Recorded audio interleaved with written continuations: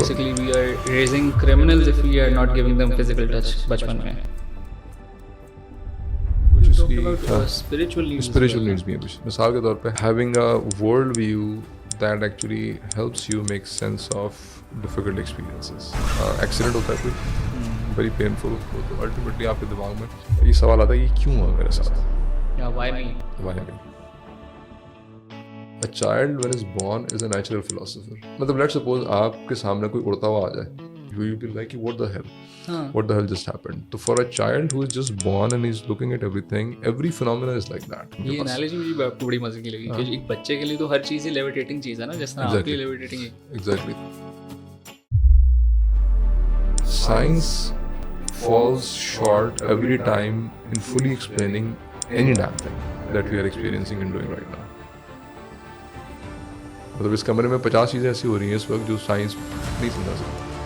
अस्सलाम वालेकुम जी, मेरा नाम है शान खालिद इद्रीस और आज हम एक पॉडकास्ट करने वाले हैं सर उमर जावेद के साथ, जो एक सोशल साइंटिस्ट भी हैं, रिसर्चर भी हैं और बहुत मुख्तलिफ मौज़ूआत पे हमें उनसे बात करनी है. उनकी किताब भी है और उस हवाले से हम बहुत सारी उनसे बातें करेंगे और डिटेल में जाएंगे कुछ ऐसे मौज़ूआत पे जो शायद आप 1 to 1 तो लोगों से कर लेते हैं, लेकिन लोगों के सामने वो बातें हो नहीं पाती. तो वो टैबू सब्जेक्ट्स भी हो सकते हैं, वो ऐसे सब्जेक्ट्स भी हो सकते हैं जो आपके जहन में आ सकते हैं, लेकिन कभी उनके ऊपर कोई बात नहीं करता. शायद ये पॉडकास्ट आपके लिए रेजोनेट करे.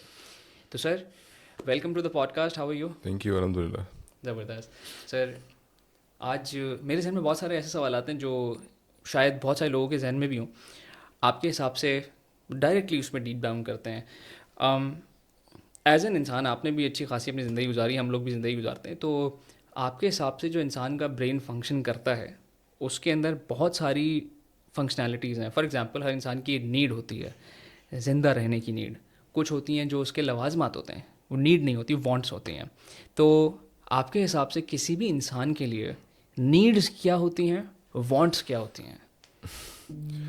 नीड्स क्या होती हैं, वांट्स क्या होती हैं, कितने घंटे हमारे पास सर जितना कवर टाइम आप करने के लेना लिए. चाहें और जितने लोग एक मैंने अभी रिसेंटली एक ब्लॉग पोस्ट लिखी थी, नॉट रिसेंटली 2-3 साल हो गए उसको. तो उसके अंदर करते करते करते जो है वो लिस्ट इंसान जो टोटल जो नीड्स की लिस्ट निकल के आई उसमें से, after reading lots of literature that was around 25 something. उसके अंदर they were like 3-4 different categories. 3 broadly physiological needs हैं आपकी कुछ साइकोलॉजिकल नीड्स हैं, आपकी कुछ स्पिरिचुअल नीड्स हैं. ओके, ठीक है.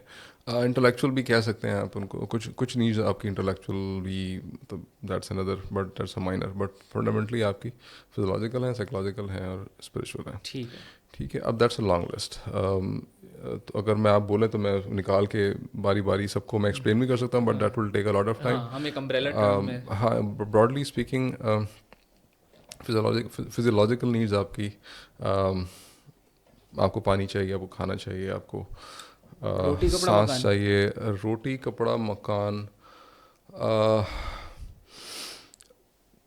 कपड़ा इज़ बेसिकली प्राइवेसी. ठीक है. तो प्राइवेसी इज़ द नीड.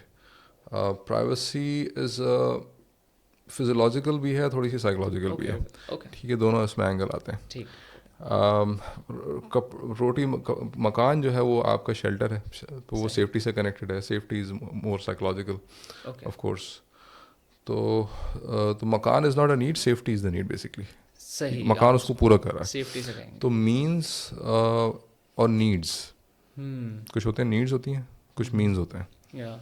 ठीक है. मिसाल के तौर पर पैसा जो है मीन्स है, उस पैसे के थ्रू आप चीज़ें एक्सेस करते हैं. हाँ.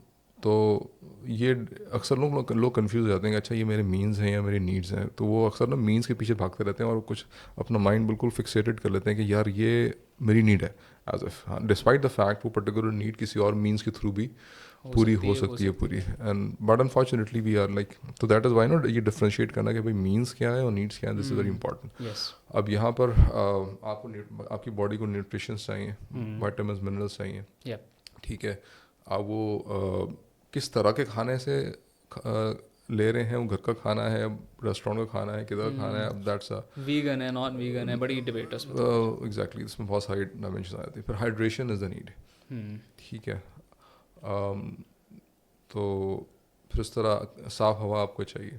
टेम्परेचर एक सर्टेन डिग्री में आपकी बॉडी जो है वो मतलब जितना क्लाइमेट क्राइसिस का सारी डिबेट डिस्कशन चल रही है, ऑल ऑफ दैट कि भाई किसी तरह हम टेम्परेचर मेंटेन कर लें, अदरवाइज वो टेम्परेचर अगर ऊपर नीचे हो गया तो फिर it is going to create serious problem for the entire humanity. Yep. तो टेम्परेचर इंटरेस्टिंगली मैस्लो की अगर लिस्ट उठाएं, typically Maslow is the most famous, तो वहाँ पर टेम्परेचर एज सच आपको नजर नहीं आएगा, फिजियोलॉजिकल नीड्स नजर आएंगी, बट तो इस तरह बहुत सारी आपकी और भी हैं. सही सही. होम्योस्टेसिस एक नीड है जो थोड़ा सा टेक्निकल है, बट Internal. वो इंटरनली बॉडी ऑटोमेटिकली उसको चीज़ों को कुछ बैलेंस करने की कोशिश कर रही होती है internally.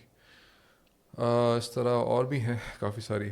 Playing is a need, मिसाल Playing? Playing Playing. What do you mean by playing? Playing जिस तरह छोटे बच्चे जो आपस में कुछ खेल रहे होते हैं, you know there is no end goal to that.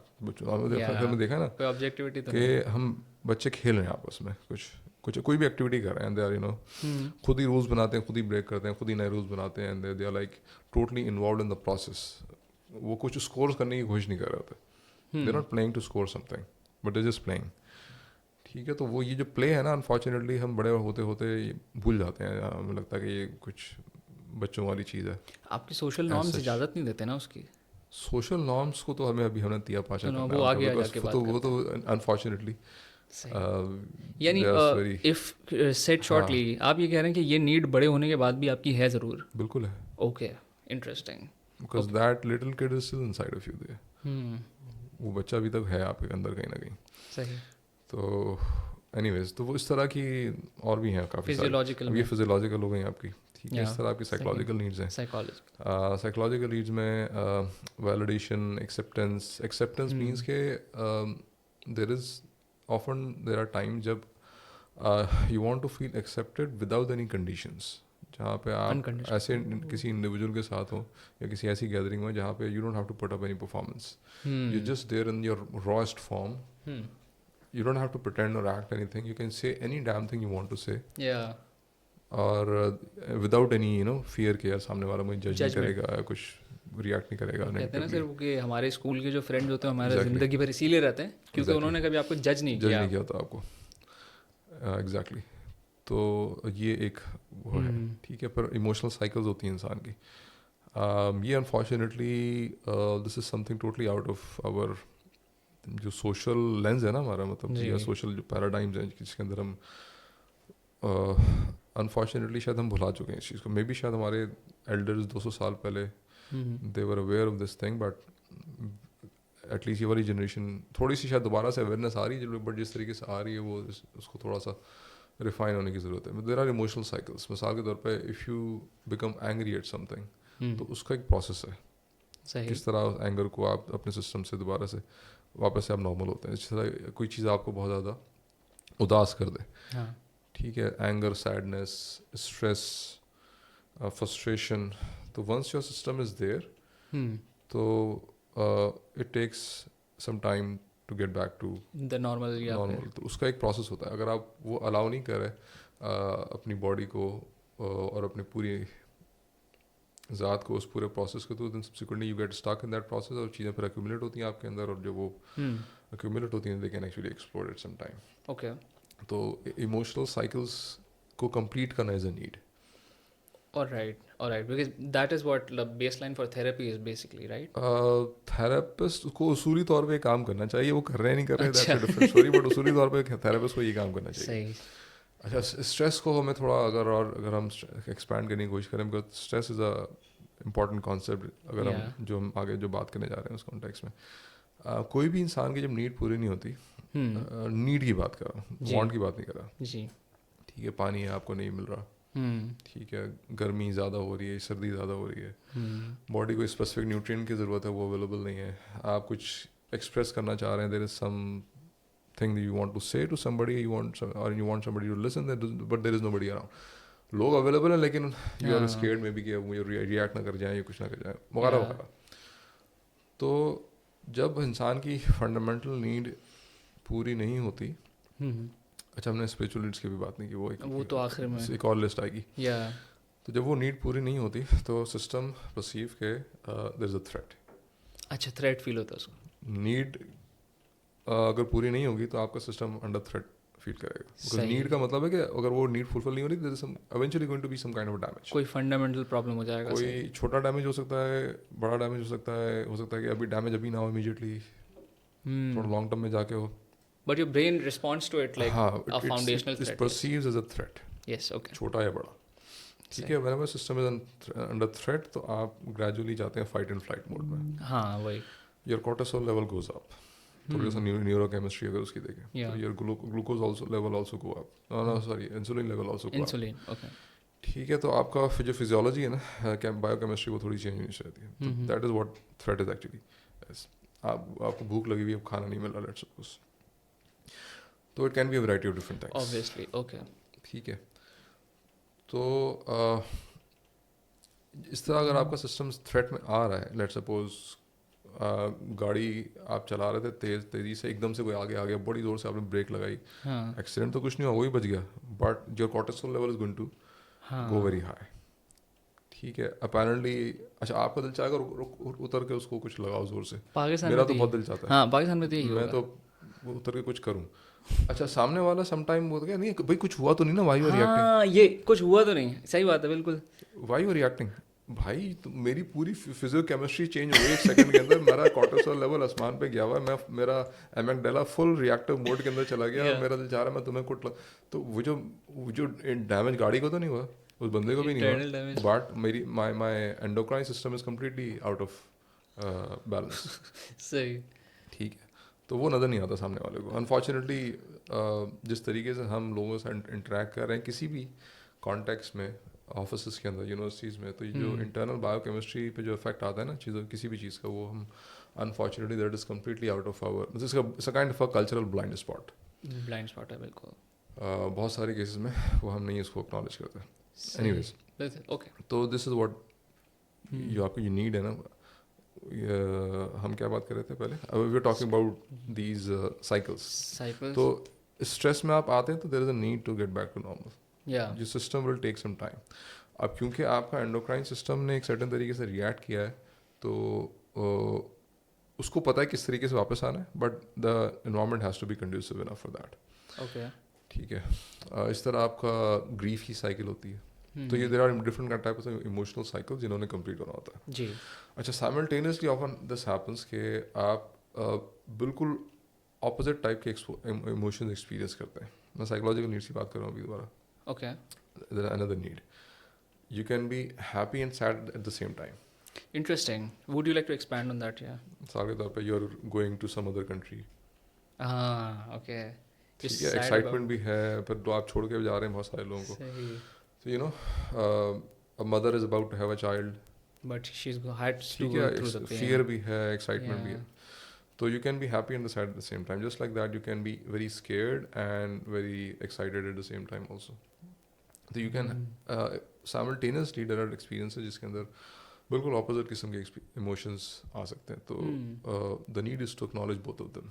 अगर आप सिर्फ एक तरफ फोकस करते हैं तो दूसरी वाली साइड जो है वो it goes somewhere in the background, वो स्टक हो जाती है. वो जो इमोशनल सप्रेशन वाले कॉन्सेप्ट है, certain emotion get suppressed despite the fact you are trying to you are very emotional, let's suppose, because of whatever experience you have, but since you are only focusing on one particular aspect of that, तो फिर you are suppressing other side.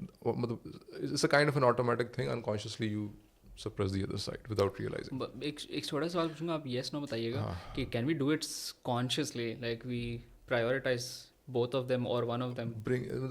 We can consciously bring them into our awareness. Okay. That is what it is required. कि आप दोनों को aware हो जाएं और you should acknowledge कि हाँ भाई ये भी एग्जिस्ट कर रहा है, ये भी एग्जिस्ट कर रहा है. सही. fair enough. Okay. सामने वाले को आप क्या बता रहे हैं, that's your choice of course, depending upon. But अगर आप दोनों चीज़ें एक्सप्रेस नहीं कर पा रहे, तो वो जो हमने पहले बात की थी कि the need threat. नहीं, उससे पहले हमने एक और बात की थी कि the need to feel accepted, वो वाली चीज़ थोड़ी सी वहाँ कॉम्प्रोमाइज़ हो सकती है. Okay. ठीक है, तो इस तरह ये these are some of the psychological needs. अच्छा, जब आप बहुत छोटे होते हैं तो ये नीड्स आर मोर मतलब इंटेंस. एक बच्चे को ज़्यादा ज़रूरत होती है एक्सेप्टेंस की.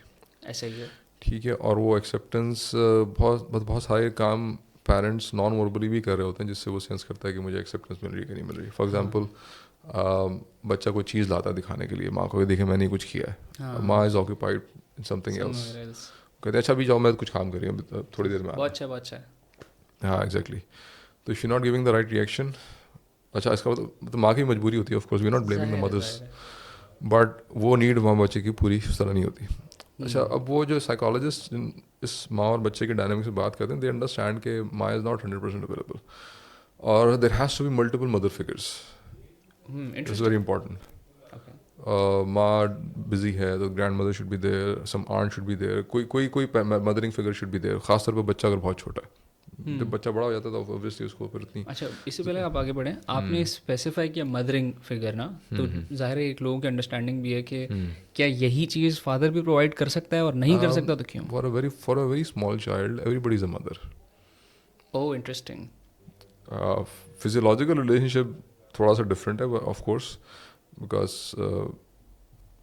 जो 1-1.5 साल का बच्चा है, 2 साल का बच्चा है, तो हर एक से एक ही तरह की एक्सपेक्टेशन है उसकी. वो अलग अच्छा, बात है कि the food is actually coming from the mothering the figure. Biological mother, yes. ठीक है, अगर वो नेचुरल तरीके से फीड कर रही है या. माँ, तो वो ऑब्वियसली वहाँ से आ रहा है. बट लेट्स सपोज बाप फीडर लेके बैठा हुआ है, तो from the perspective of the child there is hardly any difference. सही बात है. ठीक है, अगर लेट्स सपोज वो फार्मूला फीड में बच्चा है, तो माँ पिलाए बाप पिलाए, तो वो जो डिफरेंस है ना कि बाप और माँ का कि जो डिफरेंट रोल दोनों ने प्ले करना होता है, या तो बच्चा begins to sense that once थोड़ा सा जब 5, 6, 7 साल का जब होता है, तो फिर वो अंडरस्टैंडिंग अबाउट द. एग्जैक्टली. तो when the child is very young, तो फिर वो सही. Okay. Is unable to differentiate.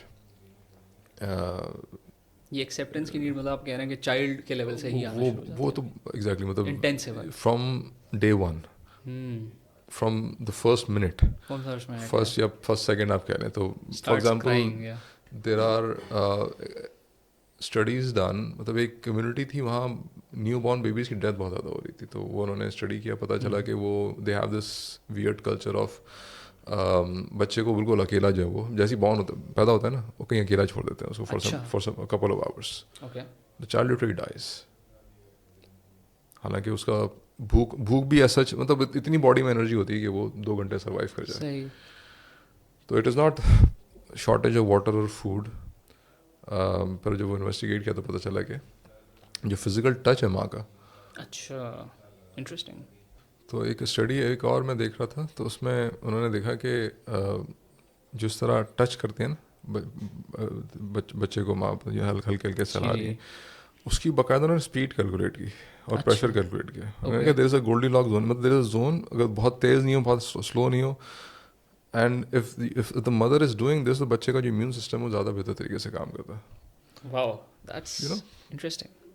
Jin communities के अंदर बच्चा माँ के साथ फिजिकली अटैच रहता है फॉर एटलीस्ट 3 years, मतलब मैक्सिमम अटैचमेंट. ऑफकोर्स बच्चा जब थोड़ा सा चलना आएगा तो वो इधर उधर भागेगा भी, बट वापस एकदम से आके वो, but mothers keep them physically attach to the body, physical contact में है मदर के साथ. या. तो वहाँ पे उसका लॉन्ग टर्म जो साइकोलॉजिकल इम्पैक्ट है, दैट इज वेरी पॉजिटिव.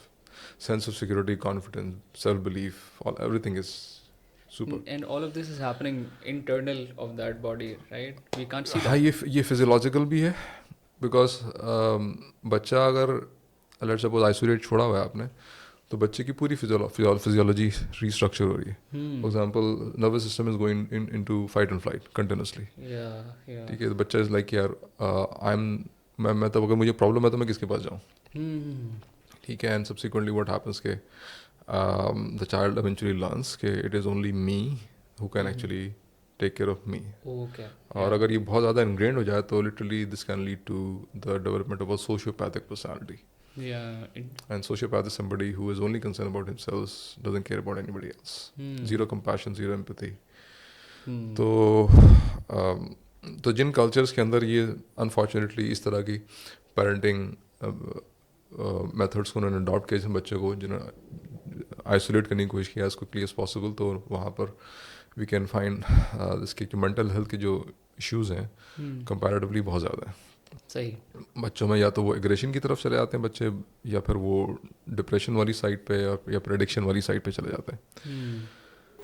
तो ये जो है वो So basically we are raising criminals if we are not giving them physical touch बचपन में, right? Yeah, मतलब we can actually make this statement, और I'm sure that there is lots of evidence that actually back this claim.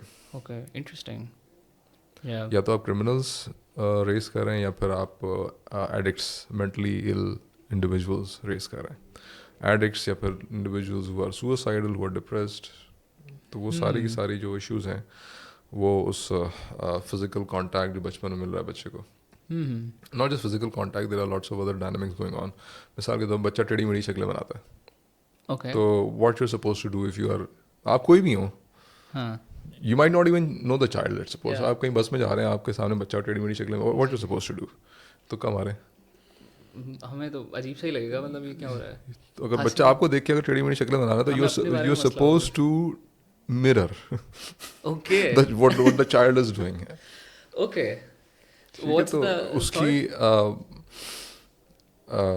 जो brain का वो part जो connect करता है दूसरों के साथ, हाँ. सोशल जो बॉन्डिंग है ना, सोशल हाँ. बॉन्डिंग इज एक ब्रेन का एक स्पेसिफिक पार्ट है, वो अगर प्रॉपरली डेवलप हुआ है तो आपकी जो your ability to connect with other people is going to be strong.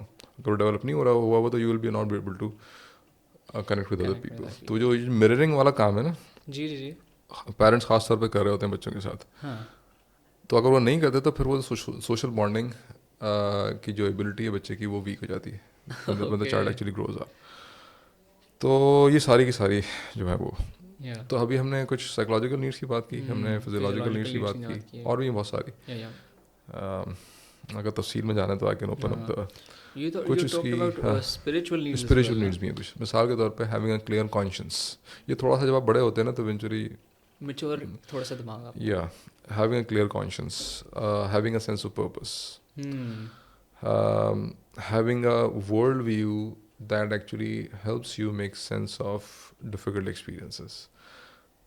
Accident होता है कोई, very painful, something happens जो इसने बहुत हर्ट किया आपको, तो ultimately आपके दिमाग में ये सवाल आता है कि क्यों हुआ मेरे साथ, Yeah, why me? why me. ठीक है, तो वहाँ पे अगर आपके पास एक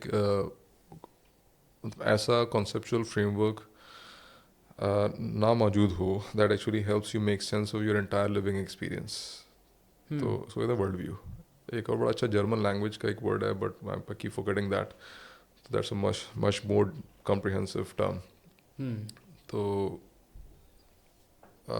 what is your theory of reality, मिसाल के तौर पे जो रियलिटी आप एक्सपीरियंस कर रहे हैं बचपन से लेकर डेथ तक, ये क्या है basically, what exactly is this, and subsequently वही फिर आपका जो पर्पस है वो ड्राइव करती है.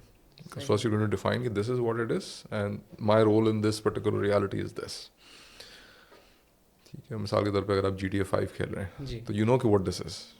अगर इवन आपने VR हेडसेट पहना हुआ है तो you know this is a simulation. ठीक है, इसका simulation ये है. मकसद है, मैं ये काम कर रहा हूँ उसके अंदर, मुझे मिशन मिलेंगे, मैं यूँ करूँगा, Certain powers हैं, certain चीज़ें. whatever that is. Yeah. तो you know you have a storyline. यहाँ पे नहीं है. हाँ, तो वो exactly this is what this theory of reality बोले, world view बोले, कुछ जो भी आप टर्म बोले इसको, सही. this is what, इस तरह फिर there is a need for um, wonder and awe.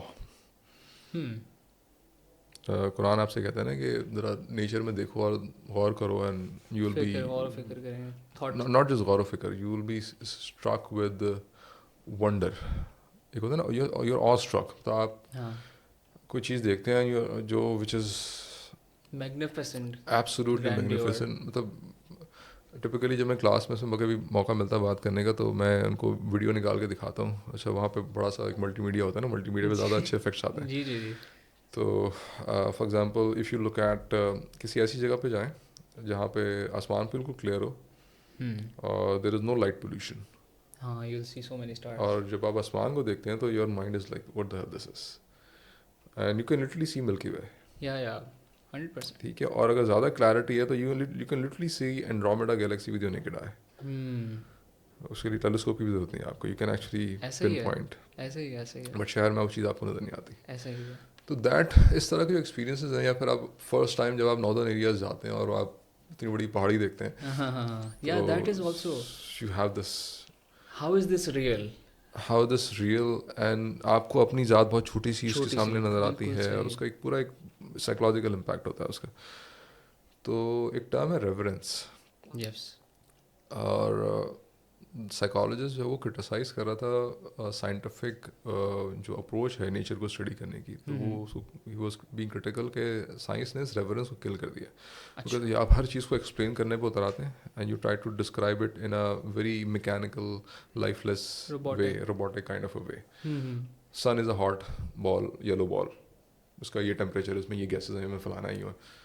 तो जो जब let's suppose there is a child who see a sun for the first time, hmm. तो उसके दिल दिमाग पे क्या असर पड़ता है उसका, या वो चांद देखता है फर्स्ट टाइम, उसके दिल दिमाग पे क्या असर पड़ता है. हम्म। या let's suppose if you do a thought experiment and let's suppose you are teleported to another planet and वहाँ पे अजीबोगरीब किस्म की चीज़ें हैं, you see them for the first time. हो सकता है कि उस प्लैनेट के ऊपर लेट्स सपोज उनके लिए हाइपोथेटिकली हाँ। कोई एलियन शेलियन रह रहे हैं, जी तो जी। उनके लिए तो नॉर्मल सी चीज़ होगी, उनके बट लिए for you normal. It is going to B.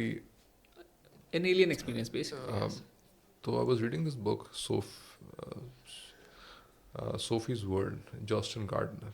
हम्म।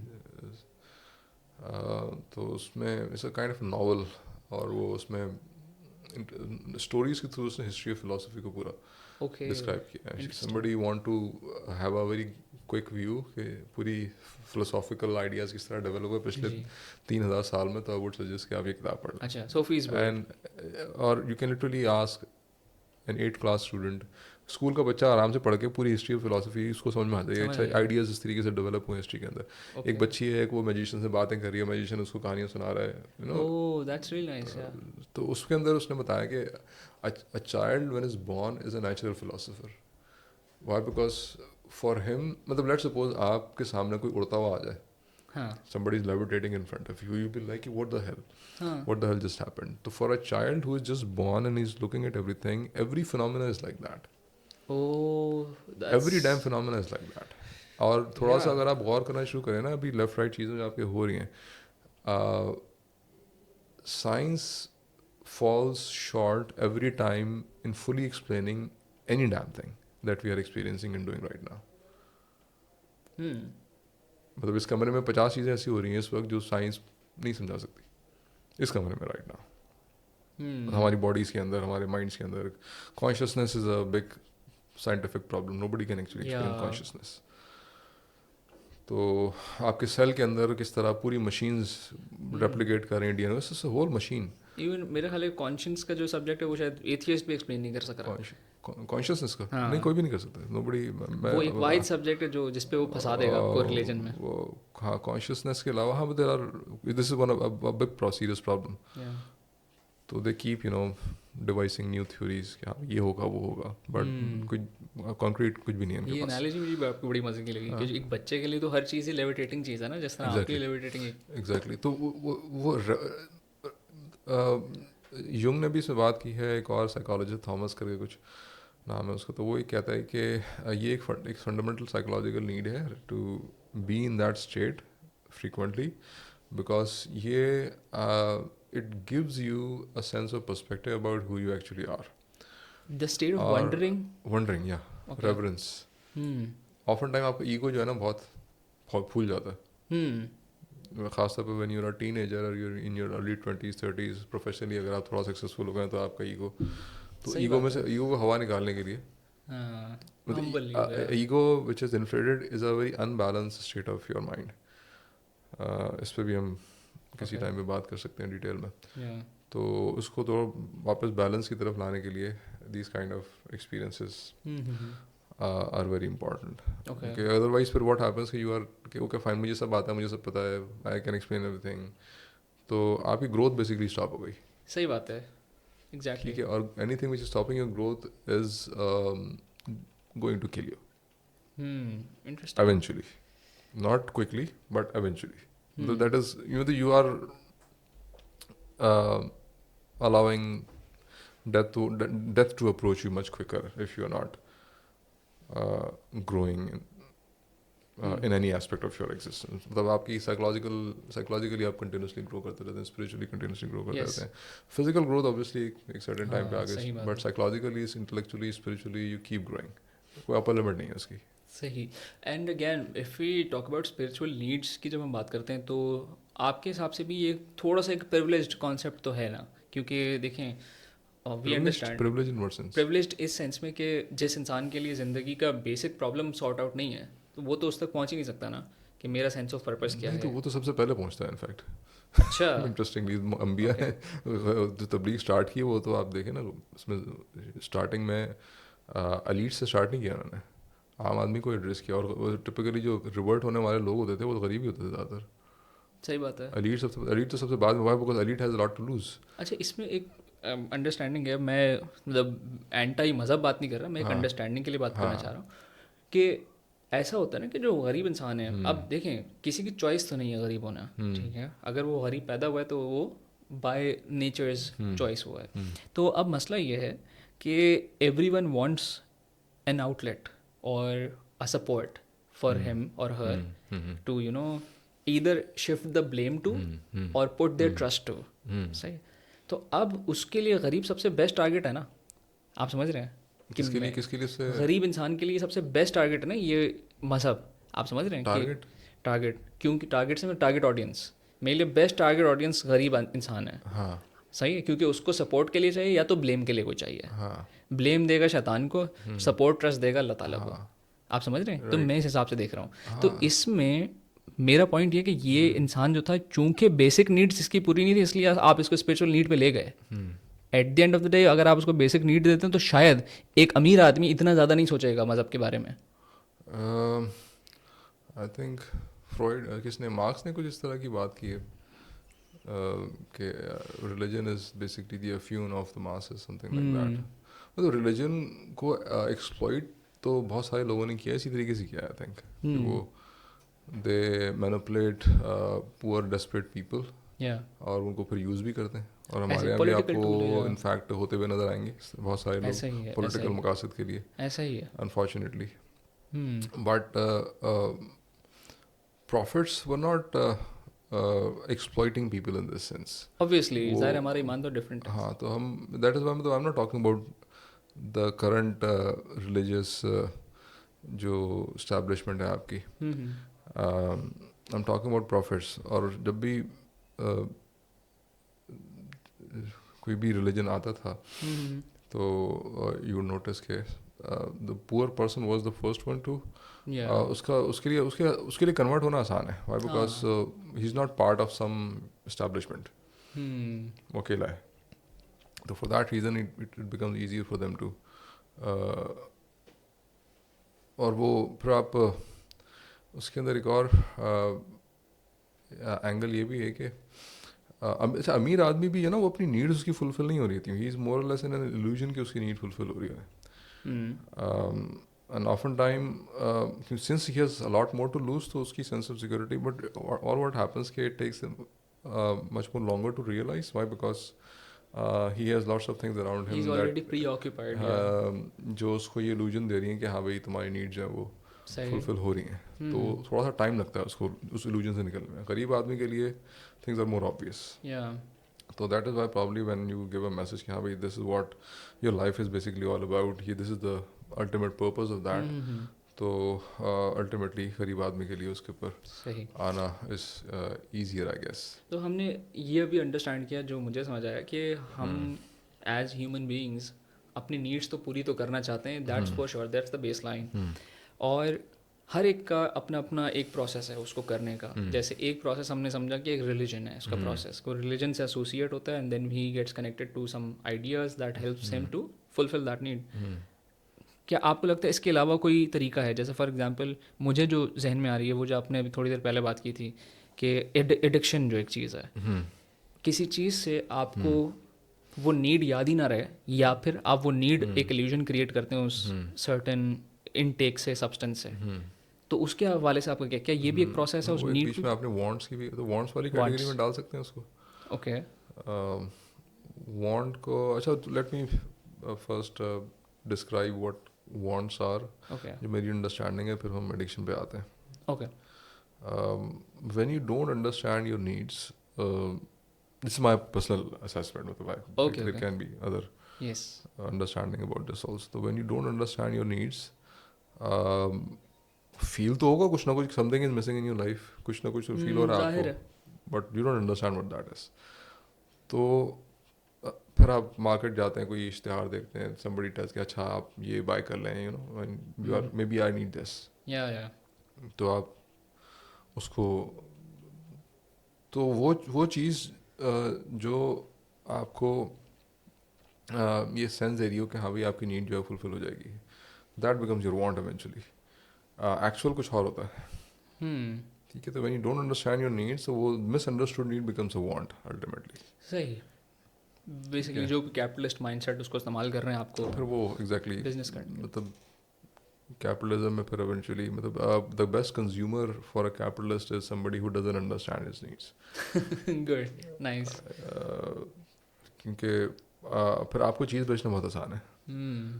ठीक है। अब आप मिसाल के तौर पे यू आर स्ट्रेस्ड आउट, ठीक है, आप कॉर्टिसोल लेवल ऊपर गया हुआ है ना, आपको बेचैनी हो रही है उसकी वजह से आप, हम्म।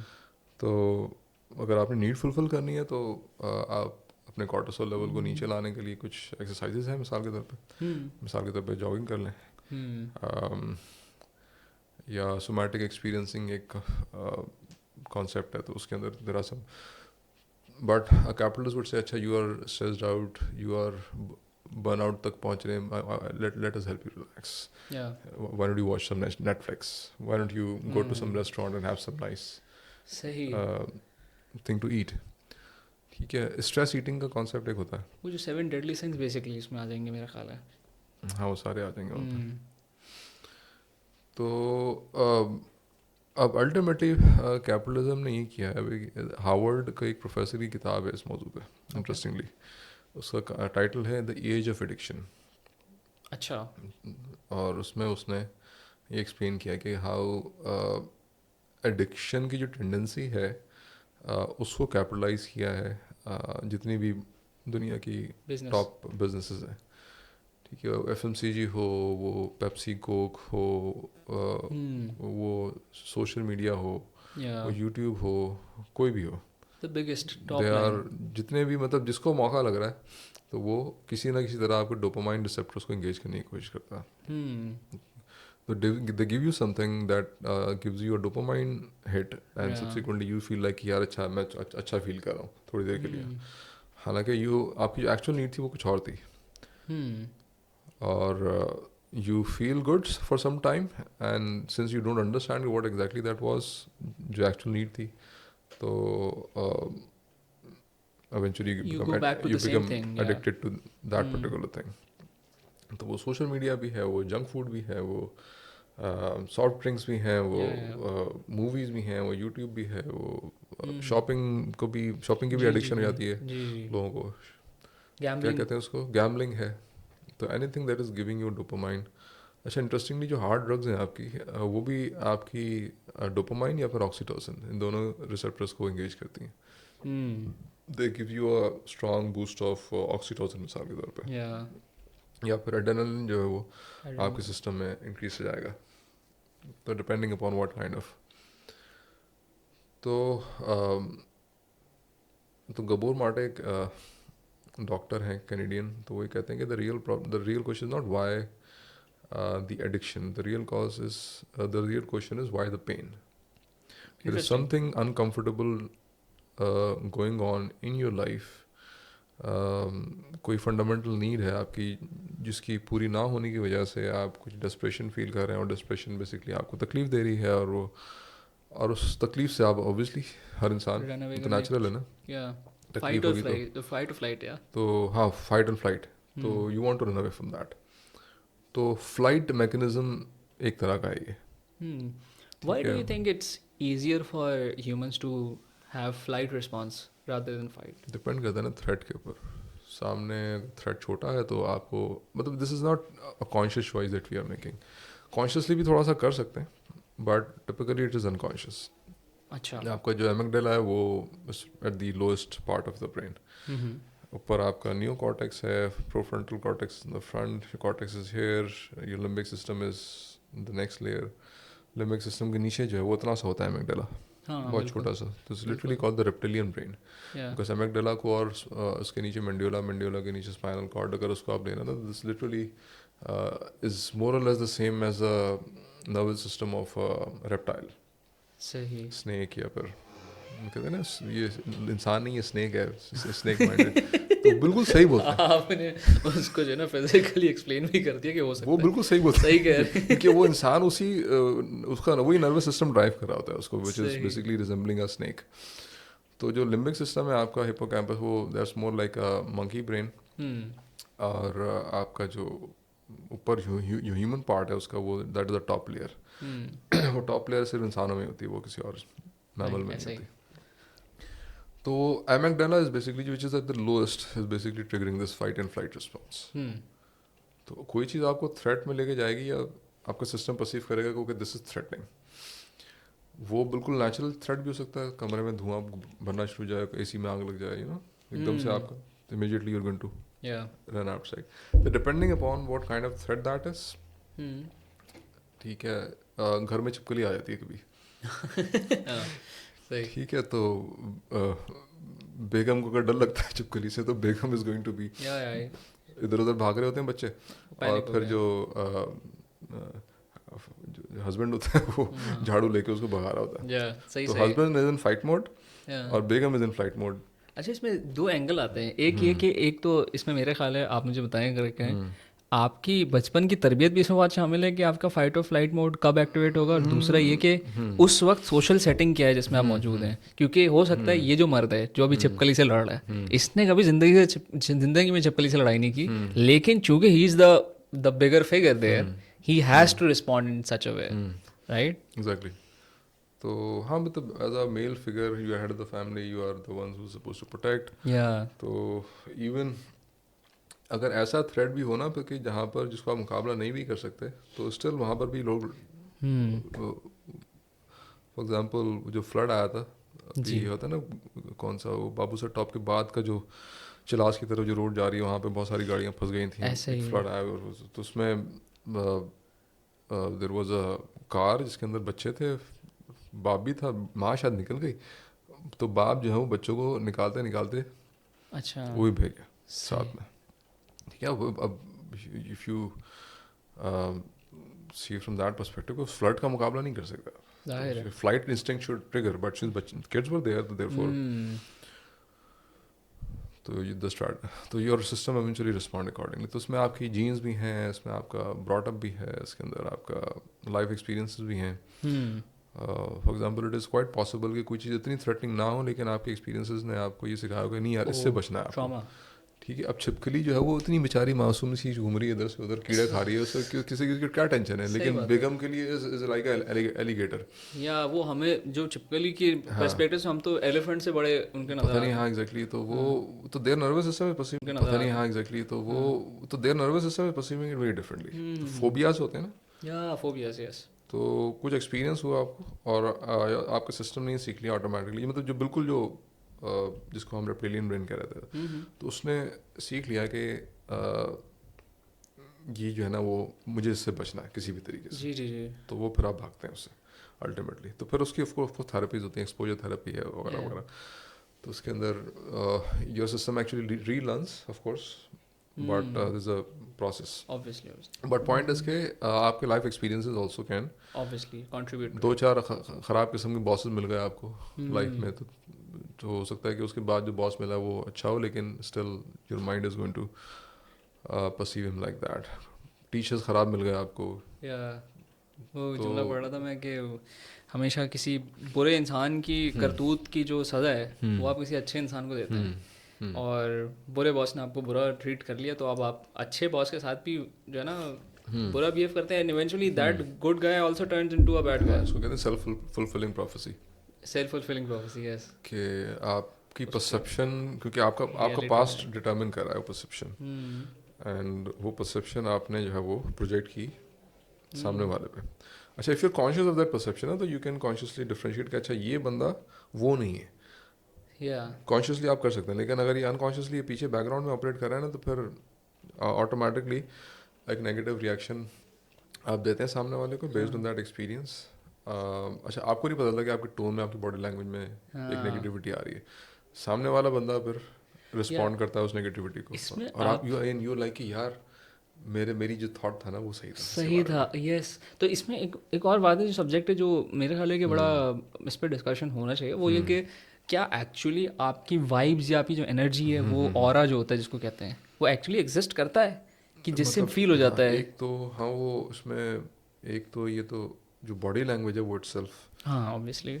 कम्युनिकेट कर रही होती है, आपके एक्सप्रेशंस हैं, आपकी फिजिकल बॉडी लैंग्वेज है। हम्म। मिसाल के तौर पे मैं यूँ बैठा हूँ या फिर मैं यूँ बैठा हूँ, तो या all of that is basically contributing to the message या which is being non received from the verbal other hand. Communication हो रही है आपकी। ठीक है, उसमें फिर देयर आर थ्योरीज के आपकी बॉडी का एक इलेक्ट्रिकल वो है, फील्ड है, या यू नो दैट वो सामने वाले को अफेक्ट करती है। हम्म बट वो सारे साइंटिस्ट इस पे नहीं ऑब्वियसली, बिकॉज वो साइंटिफिक कम्युनिटी हैज़ अ बायस।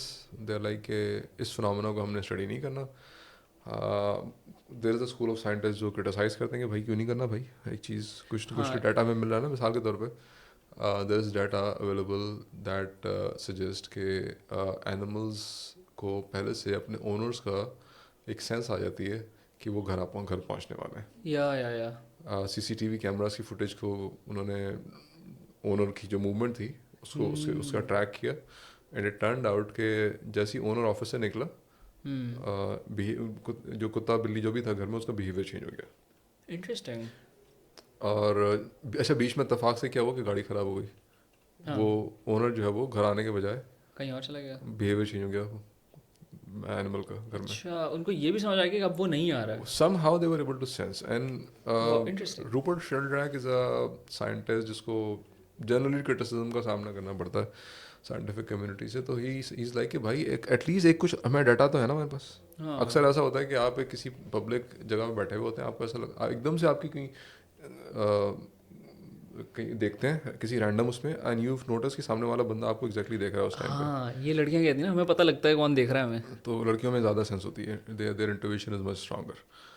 तो how do you know that? आप तो इधर देख रहे थे, सब बंदा मटीरियलाइज कैसे बंदा करोगे यहाँ उसको? बैठा, आपकी यस। जो विजुअल रेंज है वो भी इतनी है।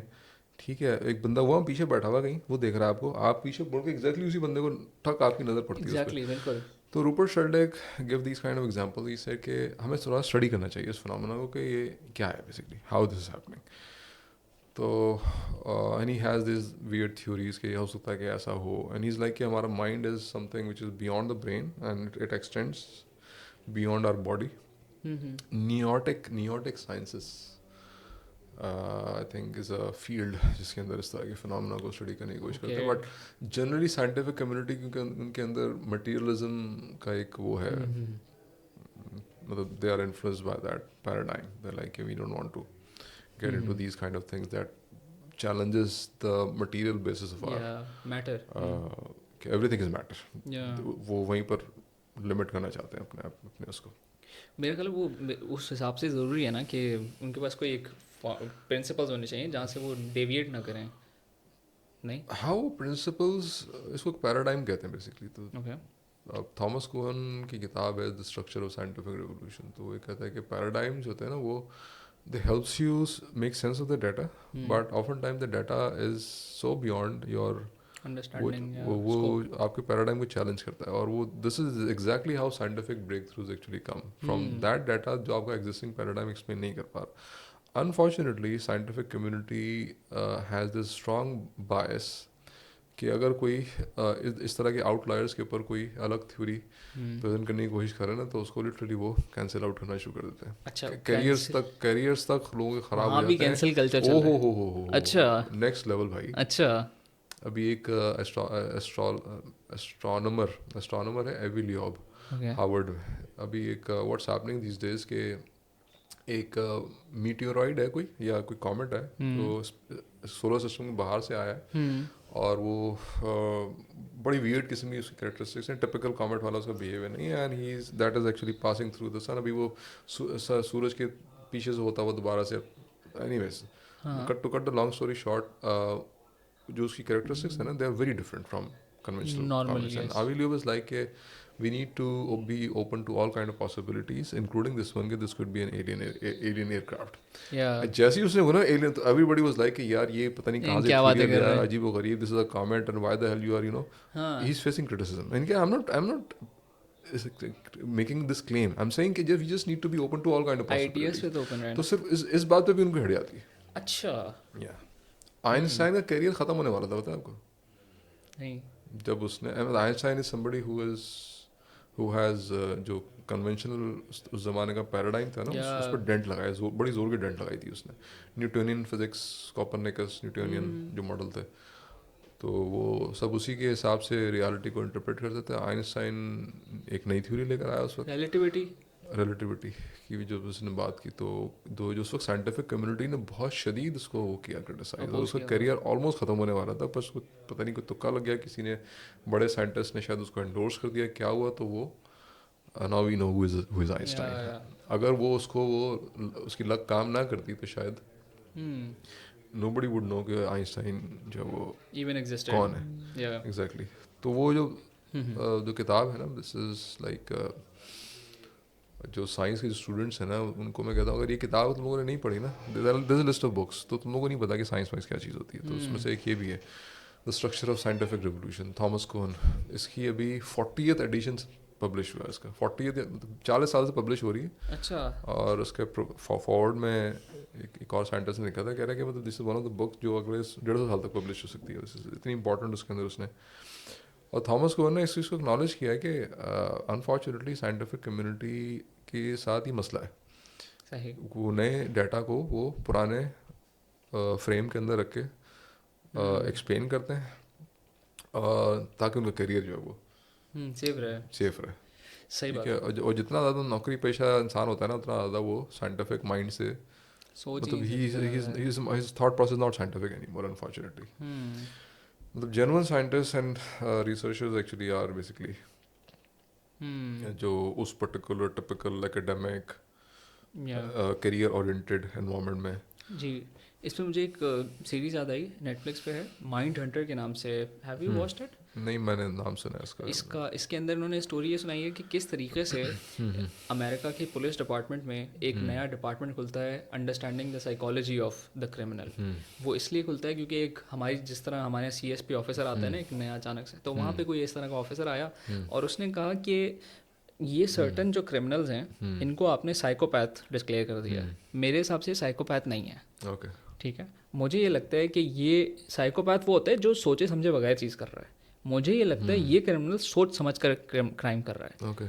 और उसने इस पर जो है ना अंडरस्टैंडिंग, ये थ्योरी ये दी कि भाई इस बंदे का जो पैटर्न है मारने का किसी को, वो हर दफ़ा रिपीट होता है. कोई साइकोपैथ ये बार बार रिपीट नहीं कर सकता. तो उसने इस पर पूरी एक स्टडी की, थ्योरी बनाई, और फिर उसके अंदर बड़े बड़े जो आपने आजकल एक सीरीज़ मजीद बन गई जेफरी डामर के नाम से, टेड बंडी, मार्क मेसन, ये सारे वो लोग हैं जिसका इंटरव्यू उसने उस पूरी सीरीज़ में डाला है. अच्छा, एक्चुअली ये बंदा एग्जिस्ट करता था और इसके वो तमाम इंटरव्यूज़ वर्ड बाय वर्ड इन्होंने इनैक्ट किए हैं उस सीरीज़ के अंदर. This series could go to the season 3, it ended in season 2, but उसके अंदर इन्होंने जिस तरह के क्रिमिनल जो एक्चुअली थे, टेड बंडी जैसे हो गया. Ted Bundy was a huge man, 6 feet and 5-6 inches, बहुत बड़ा आदमी और बिल्ट वाइट मस्कुलर. उसके उन्होंने ना, मुझे लगा था कि ये शायद ये इन्होंने फिक्शन बनाया, लेकिन मैं इम्प्रेस हो गया, इतना अच्छा फिक्शन कैसे कोई लिख सकता है. And then I got to know कि this was a real interview, this was the real interview. And वो जो शक्लें उन्होंने क्रिमिनल्स की बनाई वो भी एक्चुअली वैसे ही थे. तो ये आप जो ब्रेक थ्रू की बात करें, यही आप जो चैलेंज बता रहे हैं उसको भी यही चैलेंज मिला है. शुरू में किसी ने उसने बोला कि क्यों फजूल में, तेरा काम इतना है कि भाई जा क्रिमिनल को पकड़, बस घर जा, सो जा, तो क्या फालतू की चीज़ें लेके बैठ गया.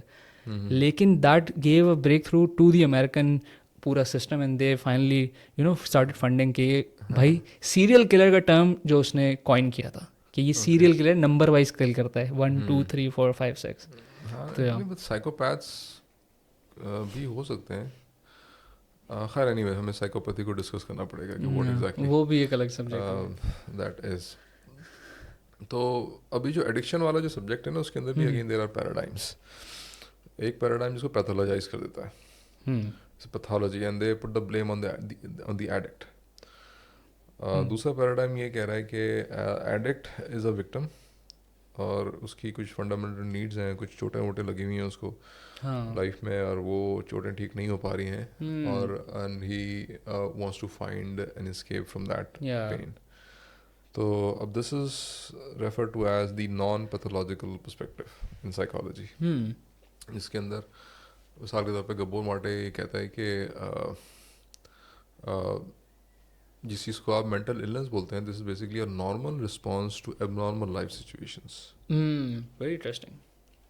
तो नॉट जस्ट गब्बोर माटे, पर पीछे उसके मतलब ये दिस सिलसिला कार्ल युंग से चलता हुआ आ रहा है. I think Jung was probably the first one to say कि जिस चीज़ को मेंटल इलनेस कह रहे हैं, this is not what's happening, कि जो जिस माहौल में वो इंसान मौजूद है, वो माहौल उसको अलाउ नहीं कर रहा कि वो एक नेचुरल प्रोसेस से, मिसाल के तौर पे चोट लगती है तो एक रिकवरी का एक प्रोसेस होता है, सही बात है। तो वो माहौल अलाउ नहीं कर रहा कि वो उस प्रोसेस से गुजरे. For example a part of the process is to fully acknowledge कि आप तकलीफ में हैं, एंड ये शॉर्ट फेज होता है जिसके या। अंदर it's very painful in fact. और let's suppose social support available नहीं है, सोशल सपोर्ट उल्टा आपको क्रिटिसाइज करिए कि क्या तुम में रोना धोना लगाया हुआ सही तुमने. बात है, बिल्कुल सही बात है। ठीक है, तो आप उस प्रोसेस को ही रोक रहे हैं. अगर जो सोशल सर्कल है इस तरह की बातें करके वो इस प्रोसेस को रोक रहा है, फिर जी। अल्टीमेटली फिर वो इंसान के पास कोई दूसरा ऑप्शन नहीं है. फिर वो अल्टीमेटली फिर वो उस तकलीफ से, तो इंसान वो नेचुरल चीज़ है ना कि वो जाहिर तकलीफ है। हो रही है, तो वो ultimately you'll try to find some kind of an escape. Respond करेंगे, तो सही बात। अब this applies to adults, this applies to even very small kids. अच्छा, लोगों को ये समझ में नहीं आता कि बच्चों को किस तरह की परेशानी तकलीफ हो सकती है. हाँ, and interesting. They completely fail to realise कि एक बच्चा जिसको अभी एक सेकंड हुआ है पैदा हुए हुए, हाँ, वो ऐसी जगह से आया है जहाँ पे उसकी हर नीड बगैर चूं चला के पूरी हो रही थी. पूरी हो रही थी। बिल्कुल। अब उसके लिए, अब हर नीड के लिए अब उसको आफ्टर बीइंग बॉर्न उसको जोर से शोर मचाना है. पहले एफर्ट नहीं लगानी, अब आपको एफर्ट लगानी है. अब वो बिल्कुल छोटा सा बेबी है. सही है, इंटरेस्टिंग। तो it's a huge tragedy for that child. या। और ऑफ कोर्स अगर उसको लेट्स सपोज ज़्यादा एफर्ट लगानी पड़ रही है, तो अब this becomes even more painful. Let's suppose parents are unattentive. देर से, मिसाल के तौर पे the mother goes into postpartum depression. ठीक है, तो the grandmother has to be there, somebody else has to be there in this sense. Oppenheimer movie देखी है आपने? जी जी जी। उसके अंदर वो जो ओपनहाइमर अपने की बीवी जो है वो डिसोन कर देती है ना अपने बच्चे हाँ। को, एक सीन है उसके अंदर. तो अब दिस कैन पोटेंशियली हैपन. अब क्योंकि उसकी बीवी को उसमें दिखाया there are nuclear family and they don't have any other support, ultimately they have to give their child to somebody else. तो children also are in a deep state of stress depending upon how the parents are responding to them. Like from a Parents very early age. from day one. Okay. तो जो anthropologist है ना, they keep going to these remote locations and they keep studying these tribes जो जंगलों वंगलों में. तो वो एक एंथ्रोपोलॉजिस्ट ने जाके स्टडी किया कि यार ये कौन सा ट्राइब है, यहाँ बच्चे रोते नहीं है ज़्यादा. अच्छा। एंड क्यों बच्चे रोते ही नहीं है, एंड ही फाउंड आउट कि बच्चे इसलिए नहीं रोते because they feel secure, and they feel secure because they are constantly attached to their mothers. सही। और पेरेंट्स भी, अगर वो बच्चे शुरू में अगर किसी वजह से रिएक्ट कर रहे हैं, तो रोगे। Parents remain calm and they बच्चे फिर एवेंचुअली दे लर्न कि हाँ भाई this is how we are supposed to. तो ओवरऑल जो टेम्परामेंट है उस पर्टिकुलर टाइप का, people are very calm and composed and cool and relaxed. वहाँ पे एग्रेशन आपको नज़र नहीं आता किसी किस्म का. तो अभी हम देख रहे हैं 2 साल का बच्चा है, वो मोबाइल लेके बैठा हुआ है, और parents unfortunately they are so stupid. I mean unfortunately पूरा माशरा इज सो स्टूपिड कि we are literally stupid in a sense, या अनअवेयर कहने हैं उसको, unaware is probably the better word. ना जानते हुए हम एक ऐसी खौफनाक चीज़ बच्चे को पकड़ा रहे हैं. Now scientist are literally saying कि 13 साल से पहले आपने स्क्रीन नहीं देनी बच्चे को. 13 साल इज से पहले नहीं देनी आपने. उससे पहले अगर आप दे रहे हैं तो you are doing a huge injustice to that child. बच्चे ने खुद लर्न करना है कि मैं इस तकलीफ में अगर आ गया हूँ तो मुझे किस तरह कम्युनिकेट करना है, किस तरह बात करनी है, किस तरह. और of course is a painful process. Obviously. तो painful, it is difficult, it is. और लेट्स सपोज पेरेंट्स अगर सपोर्टिव नहीं है तो it becomes even more difficult. ये वो सारे आप जो बात बता रहे हैं, ये सारे वो वैक्यूम्स बन जाएंगे जब ये बच्चा बड़ा होगा, and then he has to fulfil them, ही और she has to fulfil them. eventually. Eventually हाँ, फिर जब नीड्स अगर आपकी बचपन में फुलफिल नहीं हुई तो फिर यू कीप लुकिंग फॉर। अक्सर लोगों को ना सेक्स एक वो they are constantly in search of something, they don't realize कि उनको क्या चीज़, मतलब मेरे साथ ये अक्सर होता था Hmm. until I realized कि what exactly that is. I mean, I would go to, especially when I would go to some international trip, तो हाँ. वहाँ जाते ही मुझे फील होता था आई am searching for something. Hmm. मतलब कि जेब में पैसे भी हैं, सब कुछ है, देयर वो फिजियोलॉजिकल कोई नीड जो है वो, but I'm searching for something. What exactly that is? And every time, in fact, sometime I would even deliberately plan a trip and I would go. मिसाल के तौर पे as an academic you have this facility कि आप एक research paper लिखें, वो conference में एक्सेप्ट होता है किसी कंट्री के अंदर, फिर आप ग्रांट के लिए अप्लाई करते हैं, आपको Yeah. पैसे मिल जाते हैं और आप यू बिल्कुल. गो फॉर अ 3-4-5 डे सही. Trip to that country and you make a presentation, you come back. Hmm. तो I would deliberately do this and I did this for like 5 साल 6 साल तक मैं, फिर eventually COVID happened and during COVID eventually I realized कि okay fine, psychology उसके बाद मैंने थोड़ी पढ़नी शुरू की तफसील में, बिकॉज इस तरह के एक्सपीरियंसेस हो रहे थे, nobody was able to explain and I was not finding an answer anywhere else. मैंने कहा चलो let's study psychology in detail. What was the exact question that you were looking for an answer to? नहीं but there was something I was अच्छा, not there was even this clear vacuum. Yeah. कि वो क्या चीज़ है। Okay. Okay. तो but I was searching for something Okay. Without knowing कि what I am searching for. Interesting. तो खैर eventually when I read lots of stuff, तो उसके बाद फिर आई रियलाइज के तो एडिक्शन के जो एक्सपर्ट्स हैं Hmm. They connected with loneliness also, Hmm. कि अगर आप तकलीफ में हैं तो is there anybody around you who acknowledges your pain, और Interesting. Let's suppose there are lots of people around you who can't relate with your pain Hmm. And उनको आप अपनी तकलीफ बता रहे हैं तो वो उल्टा और जज कर रहे हैं आपको। Yeah. तो despite the fact you have 10 15 20 100 no matter you're still lonely by definition. Hmm. Loneliness is not about how many people around you. Hmm. Loneliness is about are you able to express or be your natural raw self in front of somebody else or not. Hmm. और क्या नाम है उसका, Johann Hari is investigative journalist. उसने उसको depression था, addiction भी थी, तो उसने he did lots of research, Hmm. Scientific studies उसने निकाली, और ही फाउंड आउट के the real culprit is this loneliness. अच्छा. So you need to. Isolation will take you to, again isolation doesn't mean कि आपके आसपास लोग नहीं हैं। हो सकता है आपका माइंड जॉइंट फैमिली में रह रहे हैं, 20 But लोग, still आप isolated. you're Yeah. still isolated because you're unable to express. Education experience is extremely isolating unfortunately. Hmm. और ये सिर्फ पाकिस्तानी मसला नहीं, ये पिछले Global. 200 साल में दुनिया ने जो एजुकेशन सिस्टम मॉडल अडॉप्ट किया है ऑल ओवर द वर्ल्ड, ये इट वुडंट बी, मतलब आफ्टर अंडरस्टैंडिंग कि ये एक चीज़ है ट्रॉमा इज समथिंग कि आप एक पेनफुल स्टेट में स्टक हो गए, Hmm. एक चोट लगी आपको, you unable to come out from that, तो Okay. When you are stuck तो this is the state of trauma. तो जो फैक्ट्री मॉडल है ना एजुकेशन का, this is literally a trauma factory. Hmm. And बहुत सारी जो मेंटल इलनेसेस आपको नज़र आती हैं इस वक्त दुनिया में, इसका और बहुत मेजर कंट्रीब्यूशन इस सिस्टम की है उसकी, सही बट है. It depends on the person also.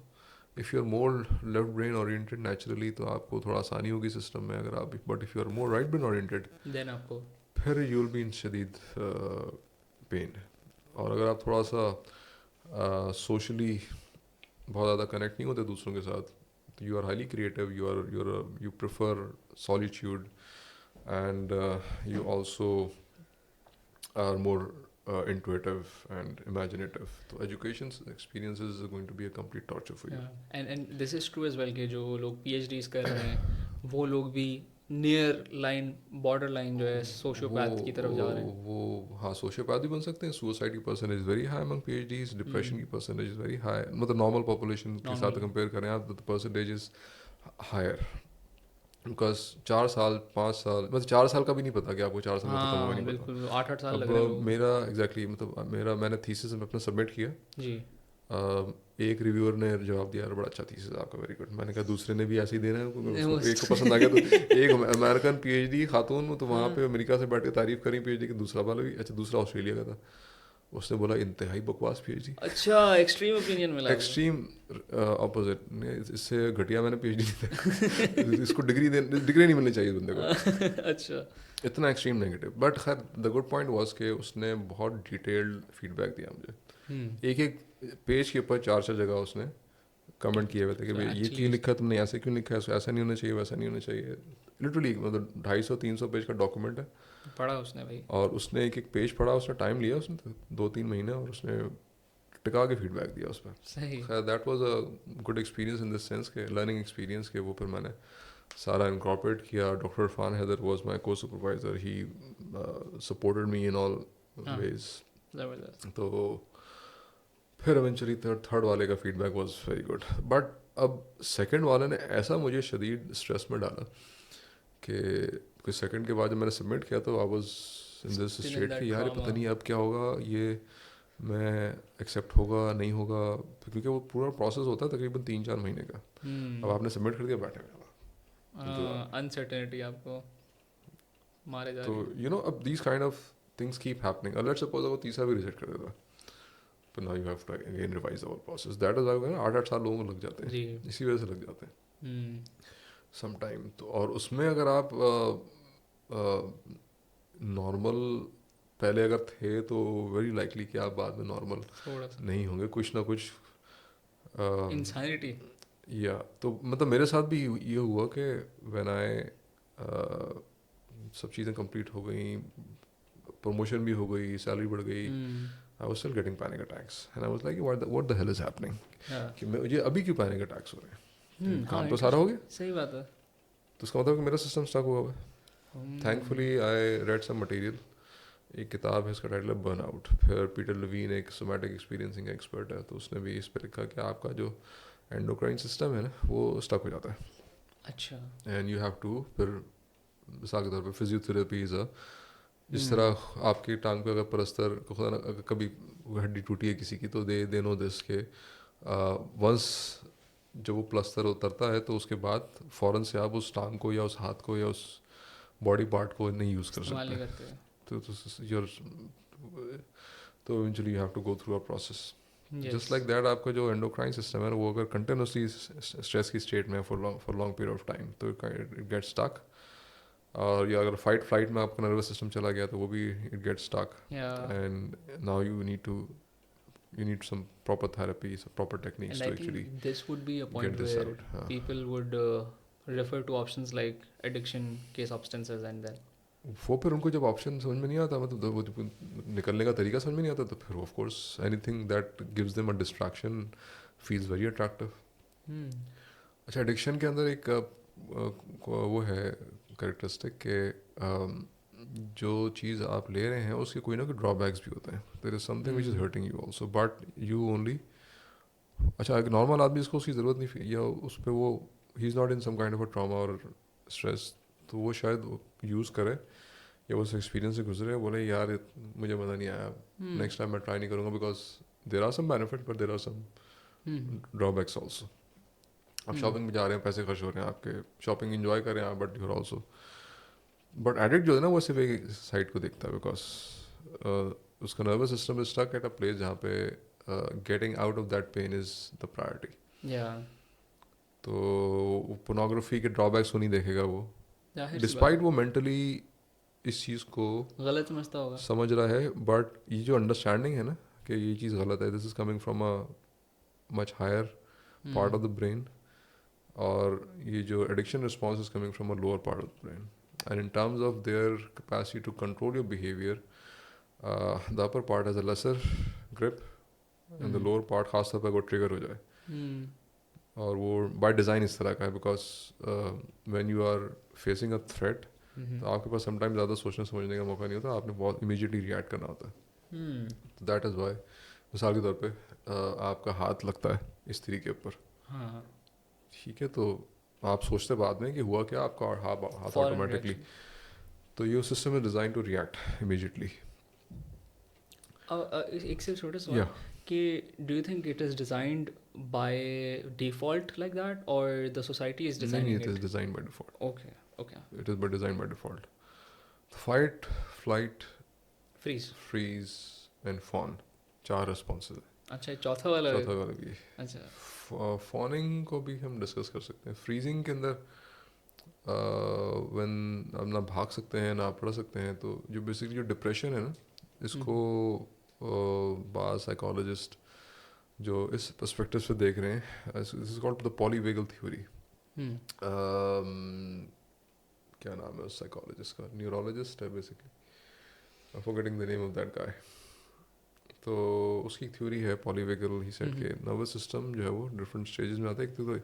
एक तो आपकी काम स्टेट है, ठीक है, दूसरी स्टेट है आपकी फाइट एंड फ्लाइट, तीसरी स्टेट है आपकी इसमें you go numb because the pain is so much but you cannot run, you cannot fight.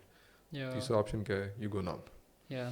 तो नंबिंग वाला state is what depression is about. तो उसके अंदर इवन जो if you are addictive to something, तो वो एडिक्शन भी लेने का फिर आपका दिल नहीं चाहता some time. But depending upon you are continuously moving in and out from flight to numb. तो जब आप फ्लाइट में आते हैं तो you are taking some substance और some you are getting indulge into some activity, this is from social shopping to to social flight. Media to ये phone का भी थोड़ा सा बताएं, फ़ोन पहली बार सुना है मैंने। फॉनिंग इज कोई चोर आया आपके पास गन पॉइंट पे कुछ छीनने की कोशिश करा, तो आप क्या कर रहे हैं उसके साथ? या तो आप लड़ेंगे, भागने की कोशिश करेंगे। तीसरा है कि आप फ्रीज भी हो सकते हैं, या चौथा है कि आप कोऑपरेट करेंगे उससे। ओह। Cooperation is fawning. अच्छा। तो आप मर्जी से नहीं कर रहे, आपको बिल्कुल अच्छा नहीं जी लग रहा जा कोऑपरेट रही करते हुए। करना पड़ रहा है। Fawning happens everywhere. Student teacher की relationship mostly it's fawning, unless कि स्टूडेंट वाकई इंजॉय कर रहा, विच इज़ वेरी रेयर। वे जिस तरह का कंटेंट अनफॉर्चुनेटली हम पढ़ाते हैं, जिस तरीके से पढ़ाते हैं, सही। तो it is I think it is design by default to be boring and disengaging and decontextualized, और it only engages the left side of the brain by default, या। क्योंकि वो एक लेबर माइंडसेट डेवलप करना है आपने नौकर सिस्टम ने, बनाने। नौकर बनाना है आपने। तो नौकर अगर सवाल पूछे बड़े बड़े, तो वो अच्छा नौकर नहीं हो सकता नौकर फिर नहीं वो। है वो, अच्छा। किडनैपर तो और जो वाला जिसको अबडक्ट किया उसने, उसमें भी। हाँ, एक स्टॉकहोम सिंड्रोम हाँ, स्टॉकहोम का सिंड्रोम। था एक concept, but I was reading also somewhere कि ये स्टॉकहोम सिंड्रोम एक्चुअल हुआ नहीं था, कुछ और कहानी थी वो उन्होंने। But in case the analogy is quite accurate कि यू किसी ने किडनैप किया आपको, आप जो है वो उल्टा। कोऑपरेट कर रहे हैं उसको। तो मिसाल के तौर पे हमारा जो गोरा कॉम्प्लेक्स है ना पूरे कल्चर का, तो मुझे फील होता है कि this is kind of a Stockholm syndrome. Oh. Colonial experiences, जो एक्सपीरियंस था हमारे एंसेस्टर्स का, उसमें गोरे ने हमारी इतनी वाट लगाई, मतलब तसल्ली से। I mean overall 70 million people died in different forms, या। famines के थ्रू, ये डायरेक्ट वायलेंस वगैरह वगैरह, ओवरऑल पॉलिसीज।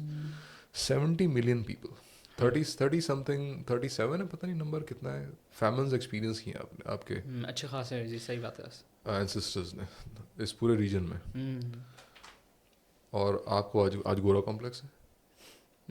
तो ये क्या हो रहा है, मतलब उसने आपको बेड़ागरा किया कि यहाँ पे पूरा सिस्टम उखाड़ के फेंक दिया, सारा कल्चर जो था आपका वो, and you completely feel alien in your own society वगैरह वगैरह, एंड और आप उसी को वो कर रहे हो, आइडियलाइज कर रहे हो। सही। तो दिस इज़ माई पर्सपेक्टिव, जिनसे मैं शेयर करता हूँ वो अक्सर एग्री भी करते हैं कि this is a kind of cultural Stockholm syndrome. हाँ। तो फॉनिंग की एक कल्चरल फॉर्म है शायद ये, सही। कि इंटरेस्टिंग। गोरा डंडे के दौर पे आया। 1857 की वॉर में रिबेलियन हुआ, उस वक्त के शायद लोग अभी तक इसमें नहीं आए थे गोरा कॉम्प्लेक्स में, बिकॉज देर एक्चुअली रिबेल्ड। वो लड़े, उसके बाद फिर बहादुर शाह जफर साहब भाग गए पीछे, and eventually people got defeated, and उसके बाद से फिर जो ब्रुटैलिटी दिखाई है अंग्रेज ने, सही बात है। और तो ख़त्म ही कर दिया ना आपकी, मतलब ना क्रिटिकल थिंकिंग जो प्रोसेस कोई रह हाँ गया। मतलब जो स्कॉलर्स थे या जिनको डाउट होता कि अच्छा इस बंदे ने इंस्पायर किया कि हाँ भाई जो लोग हैं वो हाँ, खड़े हों, भगत सिंह उसको पकड़ के उन्होंने एग्जाम्पल। तोप के आगे एग्जाम्पल बस मान लो। मतलब इस तरह लोगों को मारा है, जी जी जी बिल्कुल। दरख्तों के ऊपर लाशें लटकी हुई होती थी लोगों की। तो डेटरेंस। दैट मतलब they become also very desperate. There is very good book by William Dalrymple, the last Mughal. उसके अंदर उसने पूरा मिनट बाय मिनट सही। पूरा एक्सप्लेन किया कि व्हाट एक्चुअली अच्छा, हैपेंड। ये जो कॉलोनियल बंदा कर रहा था, what do you think were they trying to achieve in their minds? Like उनकी भी तो कोई नीड है ना। Power, control of resources. उस वक्त जो मेजर रिसोर्स थी दैट वाज लैंड, कल्टीवेट, जो जिस लैंड के ऊपर आप जी। कल्टीवेशन कर सकते हैं। एग्रीकल्चर। ठीक है, तो अब ब्रिटेन है, फ्रांस है, मुख्तलिफ यूरोपीय कंट्रीज़ हैं, दे लाइक हमारी आर्मीज़ हैं, they are going to other places. उनके अपनी जगह पे कंट्रीज़ के अंदर शायद उतनी रिसोर्स नहीं थी। दे वर लाइक ओके फाइन, हमें वेपन्स बनाने हैं, हमें ये बनाना है, हमें वो बनाना है, तो वी वुड इवेंचुअली। अच्छा, एक और एक मेजर जो वो था that actually inspired Columbus basically, कि जब इंडस्ट्रियल रेवोल्यूशन स्टार्ट हुआ तो everybody was doing starting businesses, setting up factories, तो इतनी ज़्यादा ट्रेडिंग स्टार्ट हो गई कि जो गोल्ड की जो करेंसी है ना वो शॉर्ट हो गई, सही। शॉर्ट हो गई लिटरली। कार्ल विलियन की किताब है द कैजुअलिटीज ऑफ क्रेडिट, उसके अंदर उसने पूरा एक डिटेल में एक्सप्लेन किया। तो वो एक कहता है कि लोगों ने लेड को गोल्ड में कन्वर्ट करने की जुगाड़ करने की कोशिश की। हाँ हाँ। और Newton for example, Newton is known for Newton physics, लेकिन Newton was one of the alchemist also, अच्छा। जिसने लेड को गोल्ड में कन्वर्ट करने की कन्वर्ट करने कोशिश की की। कोशिश फिर की। वो जो कोलंबस साहब थे उन्होंने कहा कि अच्छा आई नो अ प्लेस जहाँ पे बहुत ज़्यादा गोल्ड है। तो फिर वो उसके दिन में इंडिया था, बिकॉज उसने वास्को डिगामा वगैरह की स्टोरी सुनी थी। जी। तो वो इंडिया तलाश करते करते जो है यूएस। वो अमेरिका वाली साइड पे निकल गया, और वहाँ पे फिर उसने जो बदमाशी की है, 30 million people dead, 30 million. Howard Zinn की किताब में you can find the reference to that. तो gold and land and other resources, तो लोग कहते हैं वो पीरियड ख़त्म हो गया, बट पीरियड ख़त्म नहीं हुआ है, स्टिल इट या इज़ गोइंग ऑन। बिल्कुल। जैसे concept of global north and global south. Global south में आपको इस तरह की हर जगह कॉन्फ्लिक्ट मिलेंगे। अफ्रीका भरा पड़ा है कॉन्फ्लिक्ट, अभी सूडान की खबरें आ रही हैं या। ना, तो दूसरी कंट्रीज़ का भी बहुत थोड़ी सी कंट्रीज़ हैं जहाँ पे हालात बेहतर है, कोई ना कोई कॉन्फ्लिक्ट चल रहा है कहीं ना कहीं। पाकिस्तानी इस्टेब्लिशमेंट ने बहुत ही टैक्टफुली, मतलब जब पूरे जियो पॉलिटिकल 200-300 साल कॉन्फ्लिक्टिंग, जी सही कह रहे हैं। I mean I sometime get surprise, although के आपको गालियाँ भी देनी चाहिए उनको बहुत सारी हाँ। जगहों पे, they are not perfect of course, but at the same time जिस तरह के मगरमच्छ आपके ग्लोबल उसमें बैठे हुए हैं ना, और जो कुछ कर सकते हैं वो आपके साथ, फ़लस्तीन में आप देख रहे हैं अभी जी राइट जी जी। लाइव। तो उस पूरे सिनेरियो के अंदर the way they are trying to manoeuvre themselves is mind boggling literally. खैर एनीवेज, या। मतलब we should not idealize any political authority, because हर पॉलिटिकल अथॉरिटी के कुछ नेगेटिव्स भी होते हैं। हाँ। तो but we need to yeah. have a do complete, you think these people, that certain people in power that you hmm, see, they are also addicted to it? हाँ power की addiction होती है बिल्कुल। और हम्म। गबोर माटे कहता है कि उसकी, गबोर माटे की बड़ी बड़ी इंटरेस्टिंग टेड टॉक है, टाइटल है उसका the power of addiction and the addiction of power. अच्छा। तो उसने बात शुरू की है जो एडिक्शन जो आम आदमी को होती है, जिसके सही। अंदर वो ड्रग्स ले रहा होता है, उसके बाद फिर ही वेंट टू पॉलिटिशियंस, जी। कि politicians are also often time addicted. Pakistan में जो जो जितनी भी जो पार्टी बेस्ड पॉलिटिक्स है उसके अंदर, तो मेरे ख्याल है मतलब if you not addicted to power and you are not completely blinded by the consequences of your action, तो आप नहीं पहुंच सकते ऊपर। You have to be heartless, you need to be completely driven by this hunger for कि मैं पहुंच जाऊँ उस पोजीशन पे, और उसके बाद फिर मैं जा, तो if you don't have that addiction, तो फिर आई डोंट थिंक शरीफ आदमी जो जिसके अंदर ये सेंस है कि यार मैं गलत करूँगा तो इससे ये होगा, मुझे नहीं करना चाहिए, नहीं पहुँच सकता मोरल अनफॉर्चुनेटली। कंपस आपका ख़त्म हो जाएगा। हाँ, और लोग अभी वो वकार ज़का साहब जो हैं वो कह रहे हैं मैं प्राइम मिनिस्टर। That's crazy यार। वो एक और वो क्या नाम है उसका जिसकी 3 शादियाँ हुई हैं, इकरारुल हसन। इकरार हसन, उसने पॉलिटिक्स में आने का ऐलान कर दिया। आई हाँ मीन ये ट्राई भी टू तो। Understand what kind of, I mean अब एक तालाब है उसमें बहुत सारे सूअर जो हैं वो डुबकियाँ लगा रहे हैं, जी जी जी। आप भी जाके उस चाह रहे हो कि मैं डुबकियाँ लगा के किसी तरह मैं उनको साफ़ कर दूंगा, उस तालाब को भी साफ़ कर दूंगा, तो आई मीन ये मेरे ख्याल उसमें तो बहुत सारे एंगल्स बहुत सारे हैं, वो तो खैर या डिस्कशन अलग चली जाएगी, क्योंकि मतलब इस तरह के हमारे हमने स्टेट में देखे हैं, हमेशा टूल्स को इस्तेमाल किया गया है, इंसर्जेंसीज कह लें, टूल्स कह लें, लोगों को फिगर्स को यूज़ किया गया है हाँ। अच्छा, कुछ जस्ट टू चीज़। ऐड वन थिंग कि या गबोर माटे कहता है, मैं थोड़ा इधर उधर निकल गया, सॉरी, कि वो it is basically your insecurity that actually makes you hungry for power. Oh that is a good topic to discuss. या deep down inside you are insecure. That is why you need power, because insecure आदमी जो है control करना चाहता है. और जितनी deep वो इनसिक्योरिटी में भी आपने खुद आपको एक्सपीरियंस नहीं हुआ, बट अगर आपके ancestors have gone through some trauma, trauma genetically भी ट्रांसफ़र होता है इंटरेस्टिंगली. इंटरेस्टिंग। ईपीजेनेटिक्स का एक पूरा सब्जेक्ट है. एनिमल्स में भी होता है, इंसानों में भी होता है. तो अगर आपके एंसेस्टर्स के अंदर कुछ इनसिक्योरिटी थी, वो आप में ट्रांसफ़र हो गई, मतलब it is too deep down inside of you. सही Consciously you might not even realize. So ultimately you'll have hunger to control. सही फिर वो पावर में आप होते हैं तो लोग आपको वैलिडेशन भी मिलती है. या वो तो लोग फिर लोग उसकी आपकी सबसे वर्शिप कर रहे point। होते हैं एक तरह से. या हंगर फॉर पावर या फिर एडिक्शन। एडिक्शन कह लें उसको. तो your insecurity is hitting you. Is very likely driving you. अगर ये नहीं है ना, तो फिर eventually you would generally would want to avoid being in power. और मतलब ये ऐसा हो सकता है कि आपका ज़मीर बोले कि भाई कोई दूसरा सब बदमाश हैं, बाकी मेरे पास कैपेसिटी है, रिसोर्सेज हैं, एबिलिटी है, तो maybe I can run things better. Yeah but उसके लिए of course you need to understand कि सिस्टम का काम कैसे करता है, to what extent you will be able to contribute. But if you are driven by this, और फिर वो अगर लोग खुशामद कर रहे हैं आपकी और आपको अच्छा लग रहा है, तो subsequently you have this deep down insecurity. वैसे डू यू थिंक कि good leaders that have come in like the world would have hunger of power या एडिक्शन टू पावर? मेरा नहीं ख्याल. अच्छा। मतलब they are because of the circumstances जो उनको ऊपर लेकर आती है, या फिर वो काम ऐसा करते हैं कि लोग बोलते हैं अच्छा भाई we want to naturally we want you to leaders. Come in front and lead us. तो कायद आज़म की मिसाल के तौर पे या नेल्सन मंडेला। नेल्सन मंडेला की मिसाल है. तो इस तरह यू माइट फाइंड. अच्छा, ज़ोहरन ममदानी को मैं देख रहा हूँ अभी, हाँ न्यूयॉर्क। तो मुझे ये वाली वाइब नहीं आई कि he is hungry for power as such. Oh interesting. तो हो सकता है अभी तो खैर पता चलेगा या कि वो उसे social it will media take- पे वो it will जानबूझ take के time. नैरेटिव हाँ, it क्रिएट will ऐसे take किया time. अब जाएगा। ट्रम्प के अंदर it is very clear for example कि he wants to be superior. या ट्रम्प हो गया, दूसरे और बहुत सारे पॉलिटिशियन है. मतलब आपको बड़ी आसानी से यू कैन सी कि are they there for the position और are they there to do something.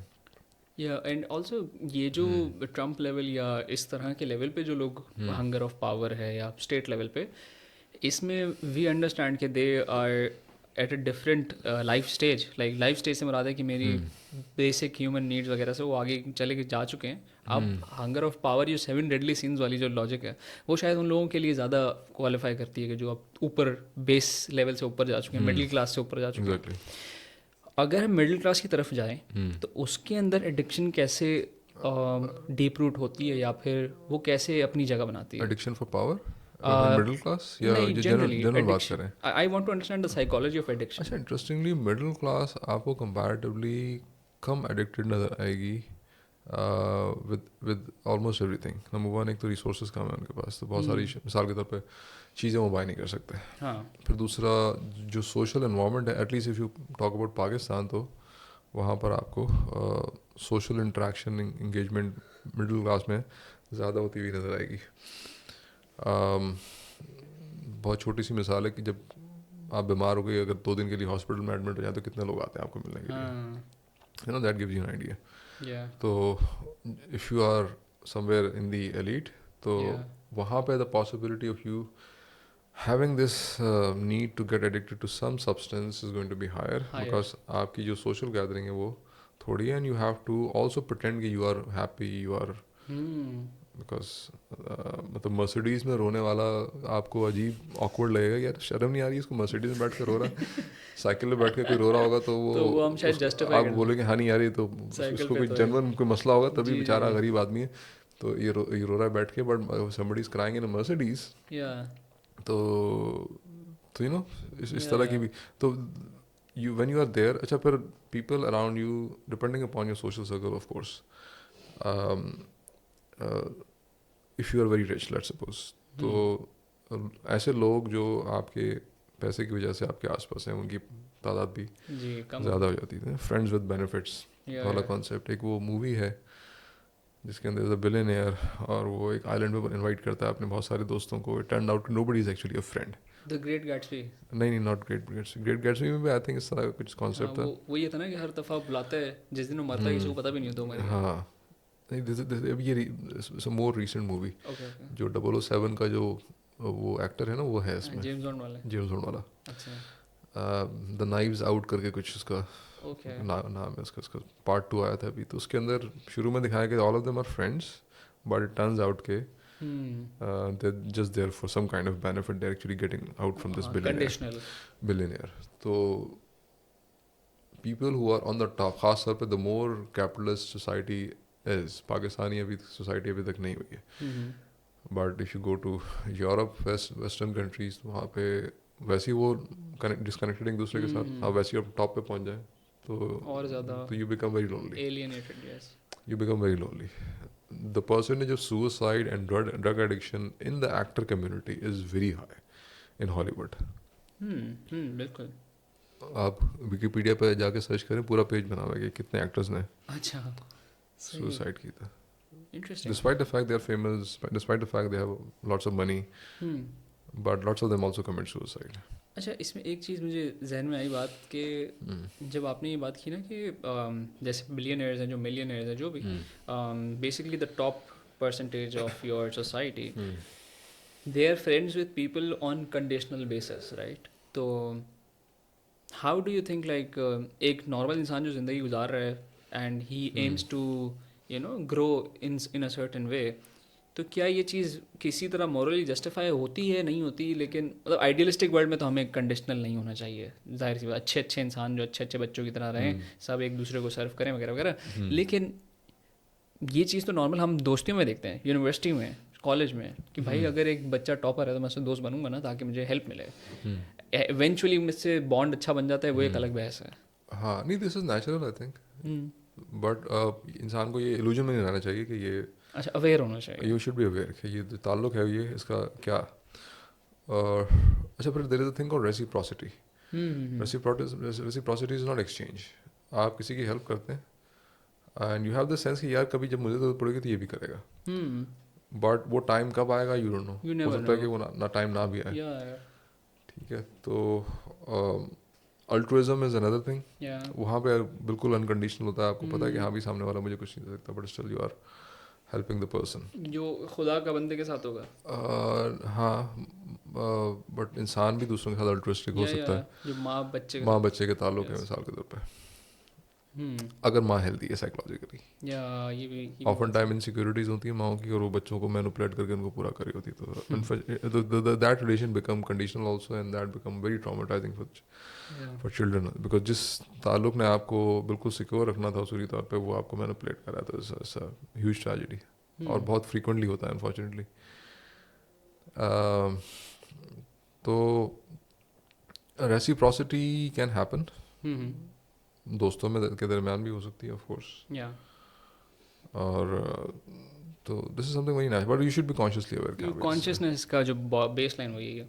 अच्छा एक बात जो है जब when we get addicted to things, मैंने देखा कुछ लोग हैं जो फॉर एग्जांपल वो जो वैक्यूम उनकी ज़िंदगी में रह गया किसी भी वजह से, फॉर एग्जांपल मेरे अब्बू का इंतकाल हो चुका था बचपन में ही और I always needed something to you know fill that gap और मुझे कोई नहीं मिल सका and I am doing this certain substance. This is giving me a healthy vibe उस एटलीस्ट टेन्योर के अंदर जिसमें मैं उस बेहोशी की हालत में हूँ. मैं उसको बेहोशी कह रहा हूँ. तो इसमें मसला क्या है दूसरों को मुझसे? मतलब मेरे लिए ये तो मेरी तो हेल्प है ना, ये सॉर्ट ऑफ उसके लिए तो एक मेडिसिन बन गई. It is stopping your recovery. Actual recovery नहीं हो पा रही आपकी इससे. हाँ मतलब साइकियाट्रिक मेडिसिन होती हैं जो आप लेते हैं और जिससे आप नम भी हो जाते हैं थोड़े अरसे के लिए and you are able to function but they don't help you recover ultimately.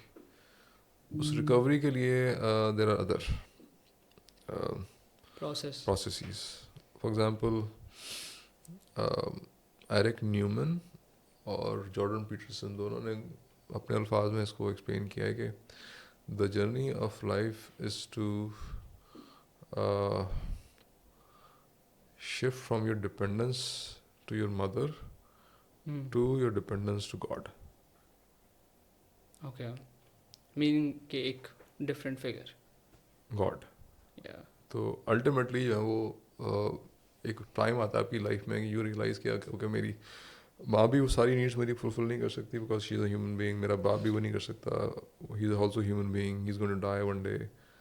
तो ये टेम्परेरीनेस या इम्परफेक्शन वाला जो ख्याल है ना वो अल्टीमेटली जैसे जैसे आप बड़े होते हैं अल्टीमेटली रियलाइज के material sources, resources, people around me, nobody is fully qualified या fully capable of fully answering all of my handling them. needs. So there will always be a vacuum and there will always be uncertainty के कल को क्या होगा. तो फिर ultimately फिर आपको ऐसी ज़ात की तलाश होती है. तो स्पिरिचुअल नीड्स में ना एक बड़ी इंपॉर्टेंट नीड मिस हो गई, वो that was the connection with divine. या कि खुदा का जो कॉन्सेप्ट है वो वहीं पर अल्टीमेटली इंसान को फिर काम डाउन करता है कि okay fine there is a god that is going to take care of me. या and then you know take care of justice that. या और उसूली तौर पे मेंटोर्स होने चाहिए आपके एक्सटेंडेड फैमिली में, आपके दूसरे लोग होने चाहिए. लेट्स सपोज एक पेरेंटिंग फिगर माइनस हो गया फॉर व्हाटएवर रीजन, तो there has to be other people around. तो और जो माशरा ये सपोर्ट नहीं प्रोवाइड कर रहा छोटे बच्चों को या किसी को भी, वो हेल्दी माशरा नहीं है. सही. ये नहीं कि उसका ब्रेक डाउन जो है वो शुरू हो गया. इवेंचुअली आई बिलीव कि ये स्पिरिचुअल नीड तक लाने के लिए उसकी हमारी पुरानी पिछली भी जितनी भी नीड्स आती हैं रास्ते की, हम जब अगर एक आइडियलिस्टिक वर्ल्ड इमेजिन करेंगे कि सब नीड्स पूरी होना शुरू हो गई, देन इवेंचुअली हर बंदा फिर एक डिवाइन कनेक्शन की तलाश में जाएगा. नहीं, इस ऑपोजिट इंटरेस्टिंग. डिवाइन कनेक्शन की ज़रूरत उस वक्त आपको फील होती है ज़्यादा जब आपकी नीड फुलफिल नहीं होती. ओके, सही, इंटरेस्टिंग. ओके. बिकॉज जो आपको कोई दूसरा ऑल्टरनेटिव चाहिए ना, उस वक्त you are like okay fine all material resources are finite और दे आर इम्परफेक्ट. अभी मेरे जेब में पैसा है, कल को होगा वी डोंट नो. ठीक है. अभी मैंने बहुत ज़्यादा ये एक्सपीरियंस किया. तो मैंने एक हैवी एक मुझे चीज़ खरीदनी थी जब सारी सेविंग्स मेरी चली गई उसके अंदर. ओके. अब मेरे पास बहुत थोड़ी सेविंग बची है. पहले काफ़ी ज़्यादा सेविंग थी, अब मेरी सेविंग ऑलमोस्ट जो है वो तो मुश्किल से मैं 2 महीने सर्वाइव कर सकता हूँ सेविंग्स के ऊपर. तो अब मैंने फील किया कि आई वाज सो इनसिक्योर कि अल्टीमेटली मेरे पास सारे मैंने टेक्निक लगा ली थी. वो एक ही तरीका था कि अल्लाह ताला जो है वो अल्टीमेटली मुझे निकालेगा इस मसले से. अगर वो खुदा ना खास्ता या तो अल्लाह ताला इस मसले में डालेगा नहीं, और अगर डालेगा तो फिर कोई इंतजाम भी करेगा, रास्ता भी निकालेगा. That was the only thing that काम मी डाउन. उसके अलावा कोई चीज़ काम नहीं कर रही थी. I was fully anxious, super anxious. तकरीबन 2-3 हफ्ते जो है वो फुल एंगजाइटी में गुजरे. जब माइंड थोड़ा शिफ्ट हुआ इस पर्सपेक्टिव के ऊपर, थोड़ा सा सुकून आया. फिर मैं उस हवाले से कह रहा था कि एक ऐसा इंसान जो एक मतलब गॉड में बिलीव नहीं रखता, मैं उस हिसाब से कह रहा था कि eventually they will strive for a religion या पर्पस व्हेन ये सब नीड्स पूरी हो जाएंगी. कौन सी नीड्स पूरी? ये जब आपकी सारी बेसिक सब नीड पूरी हो गई उसकी, वो तो खुदा में मान ही नहीं रहा ना, वो तो रिलीजन में ही नहीं मान रहा. नहीं, नॉट नेसेसरीली. वो खुदा में इस वजह से नहीं मान रहा बिकॉज या तो किसी ने उसको पट्टी पढ़ाई है स्कूल में कि भाई ये देखो ये साइंटिफिक वर्ल्ड व्यू है, हमारे पास कोई एविडेंस नहीं है, you know that kind of Richard Dawkins वाली नॉनसेंस. और या तो उसको इस तरह का बहुत ज़्यादा एक्सपोजर मिला है और उसने खुद से चीज़ों को एवेलुएट नहीं किया. और अच्छा एक और चीज़ में होती है आई थिंक जी, दिस इज़ माई पर्सपेक्टिव कि आप अकेला फील कर रहे होते हैं and some gathering gives you company, और वो कंपनी आपको अगर उसके स्पेसिफिक बिलीव्स हैं तो वो आप अडॉप्ट कर लेते हैं. वो फिर आप अडॉप्ट कर लेते हैं because that helps you in we need tribes to exactly. तो वो आप बिलोंगिंगनेस, सेंस ऑफ बिलोंगिंग, तो you feel belong with that community. असल मसला कुछ और होता है बैकग्राउंड में. इस तरह अगर किसी अथॉरिटी ने अपनी अथॉरिटी को अब्यूज़ किया आपकी लाइफ में, कोई पेरेंटिंग फिगर था, कोई टीचर था, कोई था, तो अल्टीमेटली अथॉरिटी के कॉन्सेप्ट से ही आपको जो है वो इरिटेशन स्टार्ट हो जाती है. अब God is the ultimate authority, तो फिर वो अल्टीमेटली आप फिर वहाँ पर प्रोजेक्ट करते हैं उस चीज़ को. तो atheism is less of a scientific issue and more of an ego psychological issue I think. अच्छा, ओके. और साइंस को यूज़ करते हैं जस्टिफाई देयर क्लेम। जी हालांकि इंटरेस्टिंगली जो सीरियस साइंटिस्ट है ना, मतलब जो हल्के फुल्के साइंटिस्ट होते हैं ना, करियर ओरिएंटेड, जी उनकी बात नहीं कर रहा। I mean the hard core scientist जो कोई ब्रेक थ्रू ला रहे होते हैं, they ultimately come to this conclusion कि ये खुद से पॉसिबल नहीं है सब नहीं हो कुछ। सकता था। अभी I was reading this book, इसका टाइटल है the God hypothesis, hmm Stephen Meyer ने 3 आर्गूमेंट्स रखे हैं उसके अंदर। एक तो आपको जो डीएनए है, डीएनए के अंदर, डीएनए जिस सेल के अंदर पड़ा हुआ है, ये आर्टिफिशियली नहीं हो सकता। एक्सीडेंटली नहीं आ सकते। So accurate. कॉम्प्लेक्स। यूरोप के साइज की फैक्ट्री है, उसको आप श्रिंक करके इतने माइक्रोस्कोपिक में ले आए, ठीक है, और उसमें साउंड की स्पीड से चीज़ें इधर उधर मूव कर रही हैं। इतनी कॉम्प्लेक्सिटी आपके एक सेल के अंदर, you have like 1 trillion cells in your body, more than 1 trillion cells. जी फिर आपका human consciousness can not be explain. फिर या आपका जो बिग बैंग वाला जो फिनोमेना है वो इस तरह की। तो जो बिग बैंग जिस साइंटिस्ट ने वो किया था, डिस्कवर किया था, तो ही वॉज अ कट्टर एथिस्ट। उसका पॉइंट ऑफ व्यू चेंज हो गया था उसके बाद। अच्छा डीएनए जिस साइंटिस्ट ने डिस्कवर किया था, he was also an atheist. उसका जब उसने बोला कि भाई जो वाला कॉन्सेप्ट है ना कि पता नहीं कितने बिलियन साल पहले ये या प्रोसेस स्टार्ट हुआ था और वो एक्सीडेंटली टेढ़ा मेढ़ा होते होते होते होते ये बन गया।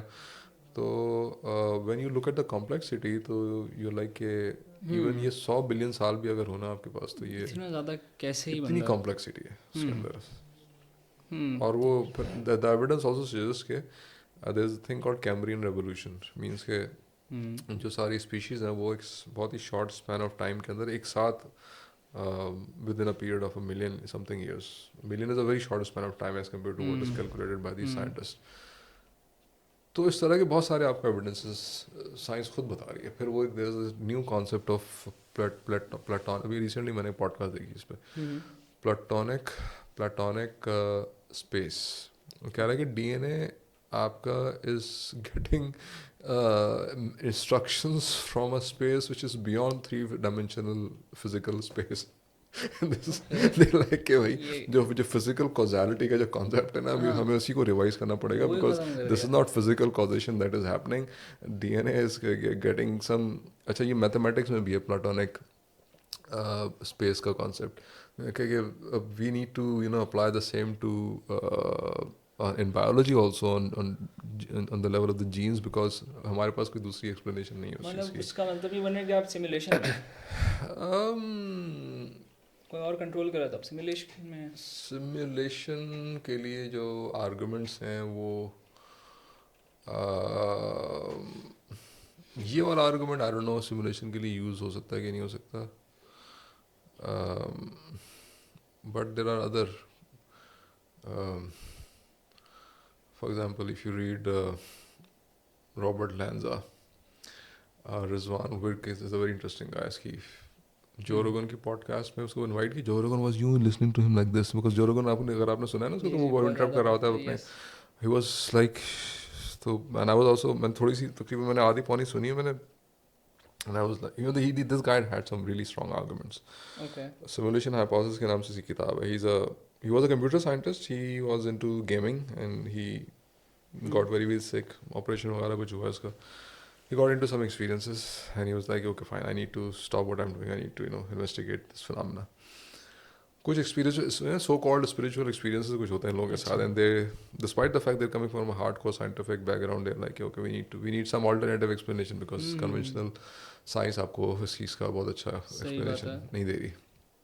तो खैर दे कम अप लाइक कि हाँ भाई अब जो बहुत सारी जो क्वांटम फिजिक्स के लेवल पे वो हो रही है ना, डेवलपमेंट्स ऑब्जर्वेशंस हैं उसमें। एक आपका वो क्या कहते हैं उसको, डबल स्लिट एक्सपेरिमेंट एक डबल है, साइडेड। क्वांटम इंटेंगलमेंट का एक फिनोमेना जी है, जी जी सुपरपोजिशन का एक फिनोमेना है, फोटोन और वेव। या तो वो उसके लिए फिर eventually there like okay fine, there could be some other explanation. उसमें फिर सिमुलेशन हाइपोथेसिस को लेकर आता है। फिर कुछ इक्वेशंस जो साइंटिस्ट यूज़ करते हैं to explain the phenomena of the universe are very similar to the equations that are used by computer scientist to run simulation inside computers, mathematical similarity. तो इस तरह के तकरीबन कोई 14-15 पॉइंट्स हैं उसको यूज़ करते हुए उसने सिमुलेशन हाइपोथेसिस किताब जो है वो उसने इस्टेब्लिश की है। अच्छा, इसके अंदर एक, अगर आपको मैं रोकूं अभी और ये पूछूं आपसे कि एक एंगल ये भी है कि जो लोग सब्सटेंसेस इनटेक करते हैं, they get to experience some different नहीं, वो साइकेडेलिक्स होती हैं। साइकेडेलिक्स है। That's a different, completely different category of substances. Do people, I think people get addicted to it as well. LSDs Addiction and in whole अच्छा वो addiction, there are some synthetic psychedelics also I think, MDMA वगैरह, या but there are some natural ones also. और जो natural ones हैं, जो natural वाली है ना, उससे इवन टोबैको की जो रॉ ऑर्गेनिक फॉर्म है ना, उसको आपने, that is not addictive at all, interestingly. Tobacco की जो फॉर्म एडिक्टिव हुए है ना, तो वो अनफॉर्चुनेटली मॉडिफाइड वर्जन है रिफाइंड फॉर है। जो टोबैको इंडस्ट्री ने उसको आगे पीछे करके थोड़ा उसको वो किया है। तो वो जो साइकेडेलिक वाला सब्जेक्ट है ना, दैट्स मतलब इट्स काइंड ऑफ 2-4 मैंने किताबें इसकी एक्सप्लोर की हैं। अच्छा। एक किताब का नाम है death by astonishment, and you something, एक न्यूरो साइंटिस्ट, हार्ड मतलब पक्का neuroscientist, not coming from some other background, coming from a neuroscientific background. तो उसने ये सवाल रेज किया है कि ये क्या है, and is not taking you to some conclusion, he just ruling things out. कह रहे कि हमने इसको टेस्ट किया, ये चीज़ नहीं थी, ये इसको टेस्ट किया, ये चीज़ नहीं थी, इसको टेस्ट किया, ये चीज़ नहीं थी, तो फिर ये क्या है, and he is leaving you there. तो वो कहता है कि जब हमने टेस्ट किया, मतलब उन्होंने एमआरआई मशीन वगैरह के अंदर जो भी इनके इंस्ट्रूमेंट्स होते हैं, the person who was going through that psychedelic experience, तो उसका जो विजुअल प्रोसेसिंग यूनिट है ब्रेन का, वो that was connected with optic nerve. It was like, how the hell this is possible? Because when you're hallucinating or when you're dreaming, तो आपका जो visual processing unit है ब्रेन का, वो आपकी मेमोरी से कनेक्टेड होता है। सही। And but in psychedelics it is connected with your optic nerve. इसका मतलब है that whatever you are, the data you are receiving is coming from the optic nerve. So that implies कि maybe, मतलब इसके basis पर hypothesis build किया interesting. कि and again he's not making any claims about whatever the people are saying. वो ये कह रहा है कि since the data is coming from optic nerves, because it's a possibility that we should explore further कि the people are actually seeing something that we don't see using our normal awake, when we are awake, conscious, तो हम एक certain reality को experience कर रहे होते हैं, और when you are on psychedelics we are experiencing some other kind of a reality which is out there somewhere. Like what does that mean, nobody knows. being the layers of reality. yeah, तो उसके अंदर interesting चीज़ ये है कि पूरी दुनिया के लोग जो हैं वो they see similar stuff. ये बात भी मैंने सुनी है। That's the most weird part. अगर हर बंदे का अपनी अपनी कहानी होती ना, तो फिर of course you फिर तो हम होते कहते कि हाँ। but they are seeing similar stuff. तो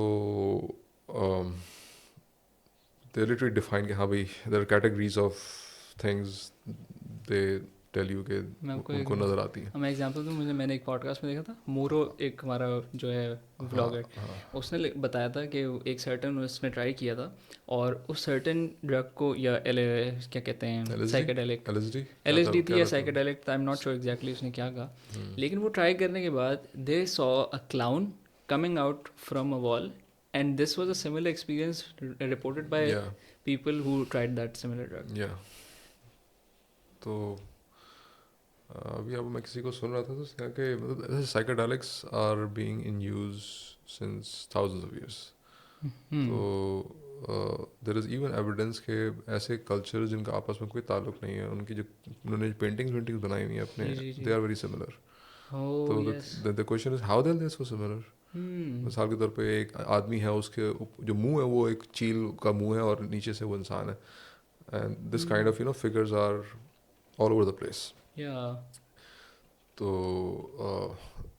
one theory is that they were using psychedelics of the same type, and they were seeing similar kind of stuff. Interesting.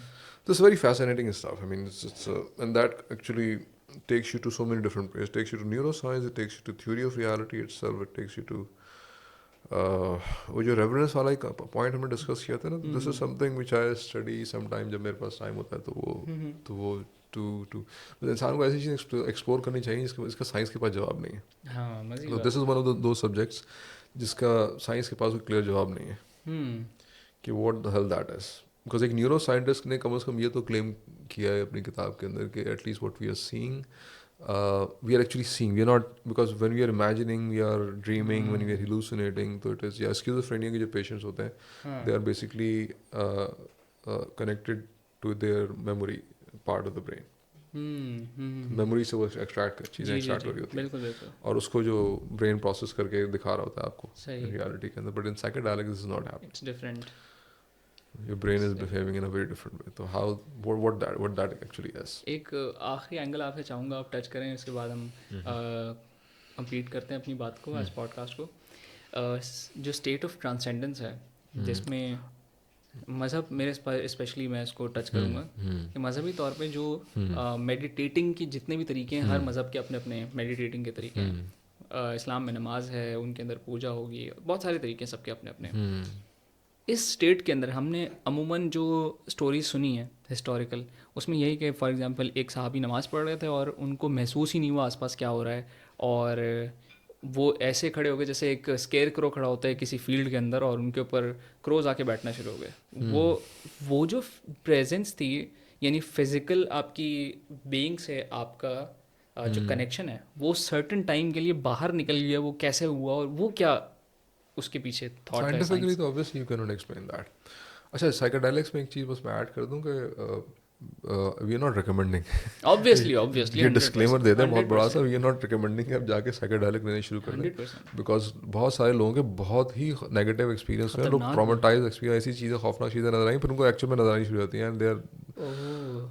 वो तो and they start following them and without taking psychedelic they are seeing stuff which is very frightening also. तो अब वो there's a theory कि वो जिन्नात देख रहे हैं basically आप. You start seeing them also वगैरह वगैरह. तो we not at all recommending that. Yes. There are some scientists who are they are trying to study के इनको आप PTSD और depression वगैरह की, psilocybin for example is being studied for depression. तो उसका मेडिकल यूज़ उसका हो सकता है कोई, जी बट आई थिंक उसका जो रिलीजियस एंगल है कि वो हलाल है कि हराम, वो भी जी, हमें जी, देखना जी. पड़ेगा. बिकॉज अभी तक आई डोंट थिंक प्रॉपर कोई फतवा इस पे आया कोई, is it really religiously allowed और इस्लामिकली अलाउड और नॉट.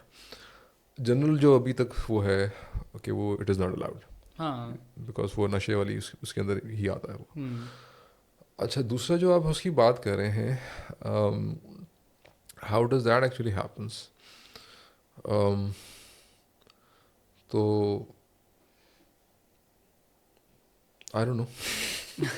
मुझे लगा अभी वो बहुत खतरनाक जवाब देने लगे. तो मे बी शायद व्हाट हैपेंस कि आपका इमाम गजाली ने एक चीज़ लिखी है अपनी कीमिया सादत के अंदर कि वो कह रहे हैं कि आपकी जो your body has your entire psyche, your entire being has different parts on spiritual level, psychological level, on physical, different parts.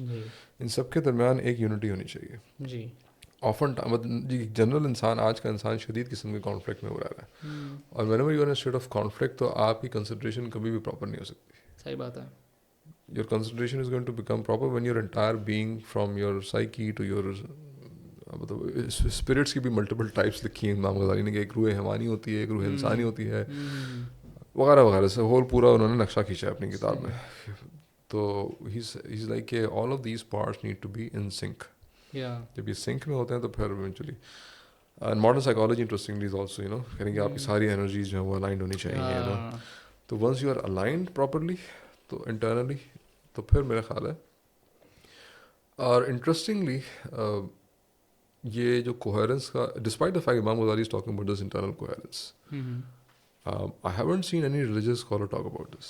Yeah, this is a very niche subject. ये ज़रूरी है, मतलब आपके तकवे के लिए ज़रूरी है, मतलब आपकी जो Yeah. तज़किया नफ्स के लिए ज़रूरी है, मतलब दिस इज नॉट वही ना. बिकॉज आप वो जो इंटरनल कॉन्फ्लिक्ट होता है ना फिर आप वो आप उसको एक्सटर्नलाइज भी करते हैं. ऑफन टाइम जो आपके झगड़े हो रहे थे आप गुस्से में आ जाते हैं, बदतमीजी कर जाते हैं, आपका अखलाक जो है वो अखलाक को कितना एम्फेसिस इस्लाम के अंदर. तो आप if you are desperate internally और बड़ा आप बाहर से आपने एक अपना बिल्कुल अलग एक तो अल्टीमेटली फिर आप you bottle up when you explored Yeah. तो वो सारा का सारा जो प्रॉब्लम है that needs to be addressed by उसकी एक बहुत इंपॉर्टेंट डायमेंशन है कि आप इस कोहेरेंस को किसी तरह प्रोड्यूस करने की कोशिश करें. हाउ इट इज़ डन, उसकी मेथोडोलॉजी इज़, मुझे तो नहीं सुना, मैंने तो नहीं सुना किसी भी रिलीजियस स्कॉलर को जो तस्किए पे बात करता है वो. जी. मतलब they just keep telling you ऐसा होना चाहिए, ऐसा होना चाहिए, ऐसा होना चाहिए, प्रॉफिट ने ऐसे किया, साहब ने किया, वेरी गुड, बहुत अच्छी बात है, this is look for inspiration. But ये जो कॉन्फ्लिक्ट क्रिएट हुआ है मेरी ज़ात के अंदर, और जिस माशरे में मैं रह रहा हूँ या जिस इंस्टीट्यूशन में मैं पढ़ रहा हूँ, वो इस कॉन्फ्लिक्ट को रीइंफोर्स कर रहा है. How do I and this conflict and I move toward को मैं हाँ कोहेरेंस की तरफ या चैनलाइज की तरफ मैं जाऊँ. Zero discussion, 0/0. मुझे तो नहीं मिला कम अज़ कम. मैंने काफ़ी एक्सप्लोर किया है सब्जेक्ट को, इस्लामिक एंगल से भी किया है. तो मेरे हिसाब से मैं इसीलिए ये बात कर रहा था कि जैसे सहाबी की मैंने आपको एग्जांपल दी कि किस तरीके से वो नमाज पढ़ रहे हैं और उनको महसूस ही नहीं हो रहा फिजिकली क्या हो रहा है उनके आसपास. तो मुझे ऐसा लगता है कि उन्होंने अपनी एनर्जी को चैनलाइज करना सीख लिया और अब वो अपनी फिजिकल बीइंग से वापस आ गए, जब भी तो महसूस नहीं हो रहा उनको कि क्या हो रहा है उनके आसपास. तो शायद ये वही स्टेट है जो स्टेट अल्लाह ताला आपसे चाहता है कि आप चैनलाइज करके अचीव करें at an ideal level. Then you get to see the actual reality and you communicate to God. वही ना, हम नमाज के दौरान कुछ भी ना सोचें, इतनी अजीब सी बात है. नॉर्मली हम नमाज पढ़ेंगे तो 10,000 1,00,000 चीज़ें सोचता है. आप ये सोचता है कि पहली रकात दूसरी रकात है, आप भूल जाते हैं तीसरी में है कि चौथी में आप कहाँ पर. या so I think that level is कोई भी मज़हब शायद इसी तरफ आपको चैनलाइज करने की या डायरेक्शन देने की कोशिश कर रहा है. At the end spiritual traditions typically take you to the same point. मज़हब के अंदर फिर आप शरीयत वाला एलिमेंट भी, शरीयत is different in every religion. तो जो स्पिरिचुअल साइड है, बट ऑफ कोर्स जो स्पिरिचुअल पैकेज है इज़ वेरी मच इस्लाम का. इज़ नॉट कि आप उसको आइसोलेट में प्रैक्टिस करना शुरू कर दें, शरीयत को माइनस कर दें. It's a complete package of course. और वो the idea of enhancing your spiritual faculty is to make it easy for you to follow the Sharia in your in your life. वो ये तसव्वुफ का जो कॉन्सेप्ट है ना, तो ख्याल है अहमद जावेद साहब ने ये मेंशन किया था कि तसव्वुफ का काम ये है कि वो शरीयत पे चलने का जो प्रोसेस है उसको आसान बनाए. क्योंकि जो इंटरनल जो रेजिस्टेंस आ रही है, आपको नफ्स कह रहा है कि नहीं ये करना है, तो हाउ डू यू उसको सप्रेस नहीं करना. बस अनफॉर्चुनेटली हम सप्रेस, जो कन्वेंशनल जो मैसेज है ना उसके अंदर पीपल स्टार्ट सप्रेसिंग. सबर का भी मीनिंग एक वो सप्रेशन ले लिया हमने. Instead of suppressing we need to properly channelize that energy into something which is meaningful, और जो जिस मकसद के लिए अल्लाह ताला ने बनाया है. तो ये angle is completely missing, I think. I think that's a beautiful point and a note to end this podcast with. Thank you so much for your time. I hope कि जो बातें आप लोगों ने सुनी उसमें कुछ समझा होगा, सीखा होगा. अगर आपको ऐसा लगता है कि किसी स्पेसिफिक सब्जेक्ट पे हमें मज़ीद डिटेल में बात करनी चाहिए तो do let us know. And thank you so much once again for giving us your time. Sure. May we meet again inshallah. Sure. Thank you. Thank you. Assalamu alaikum.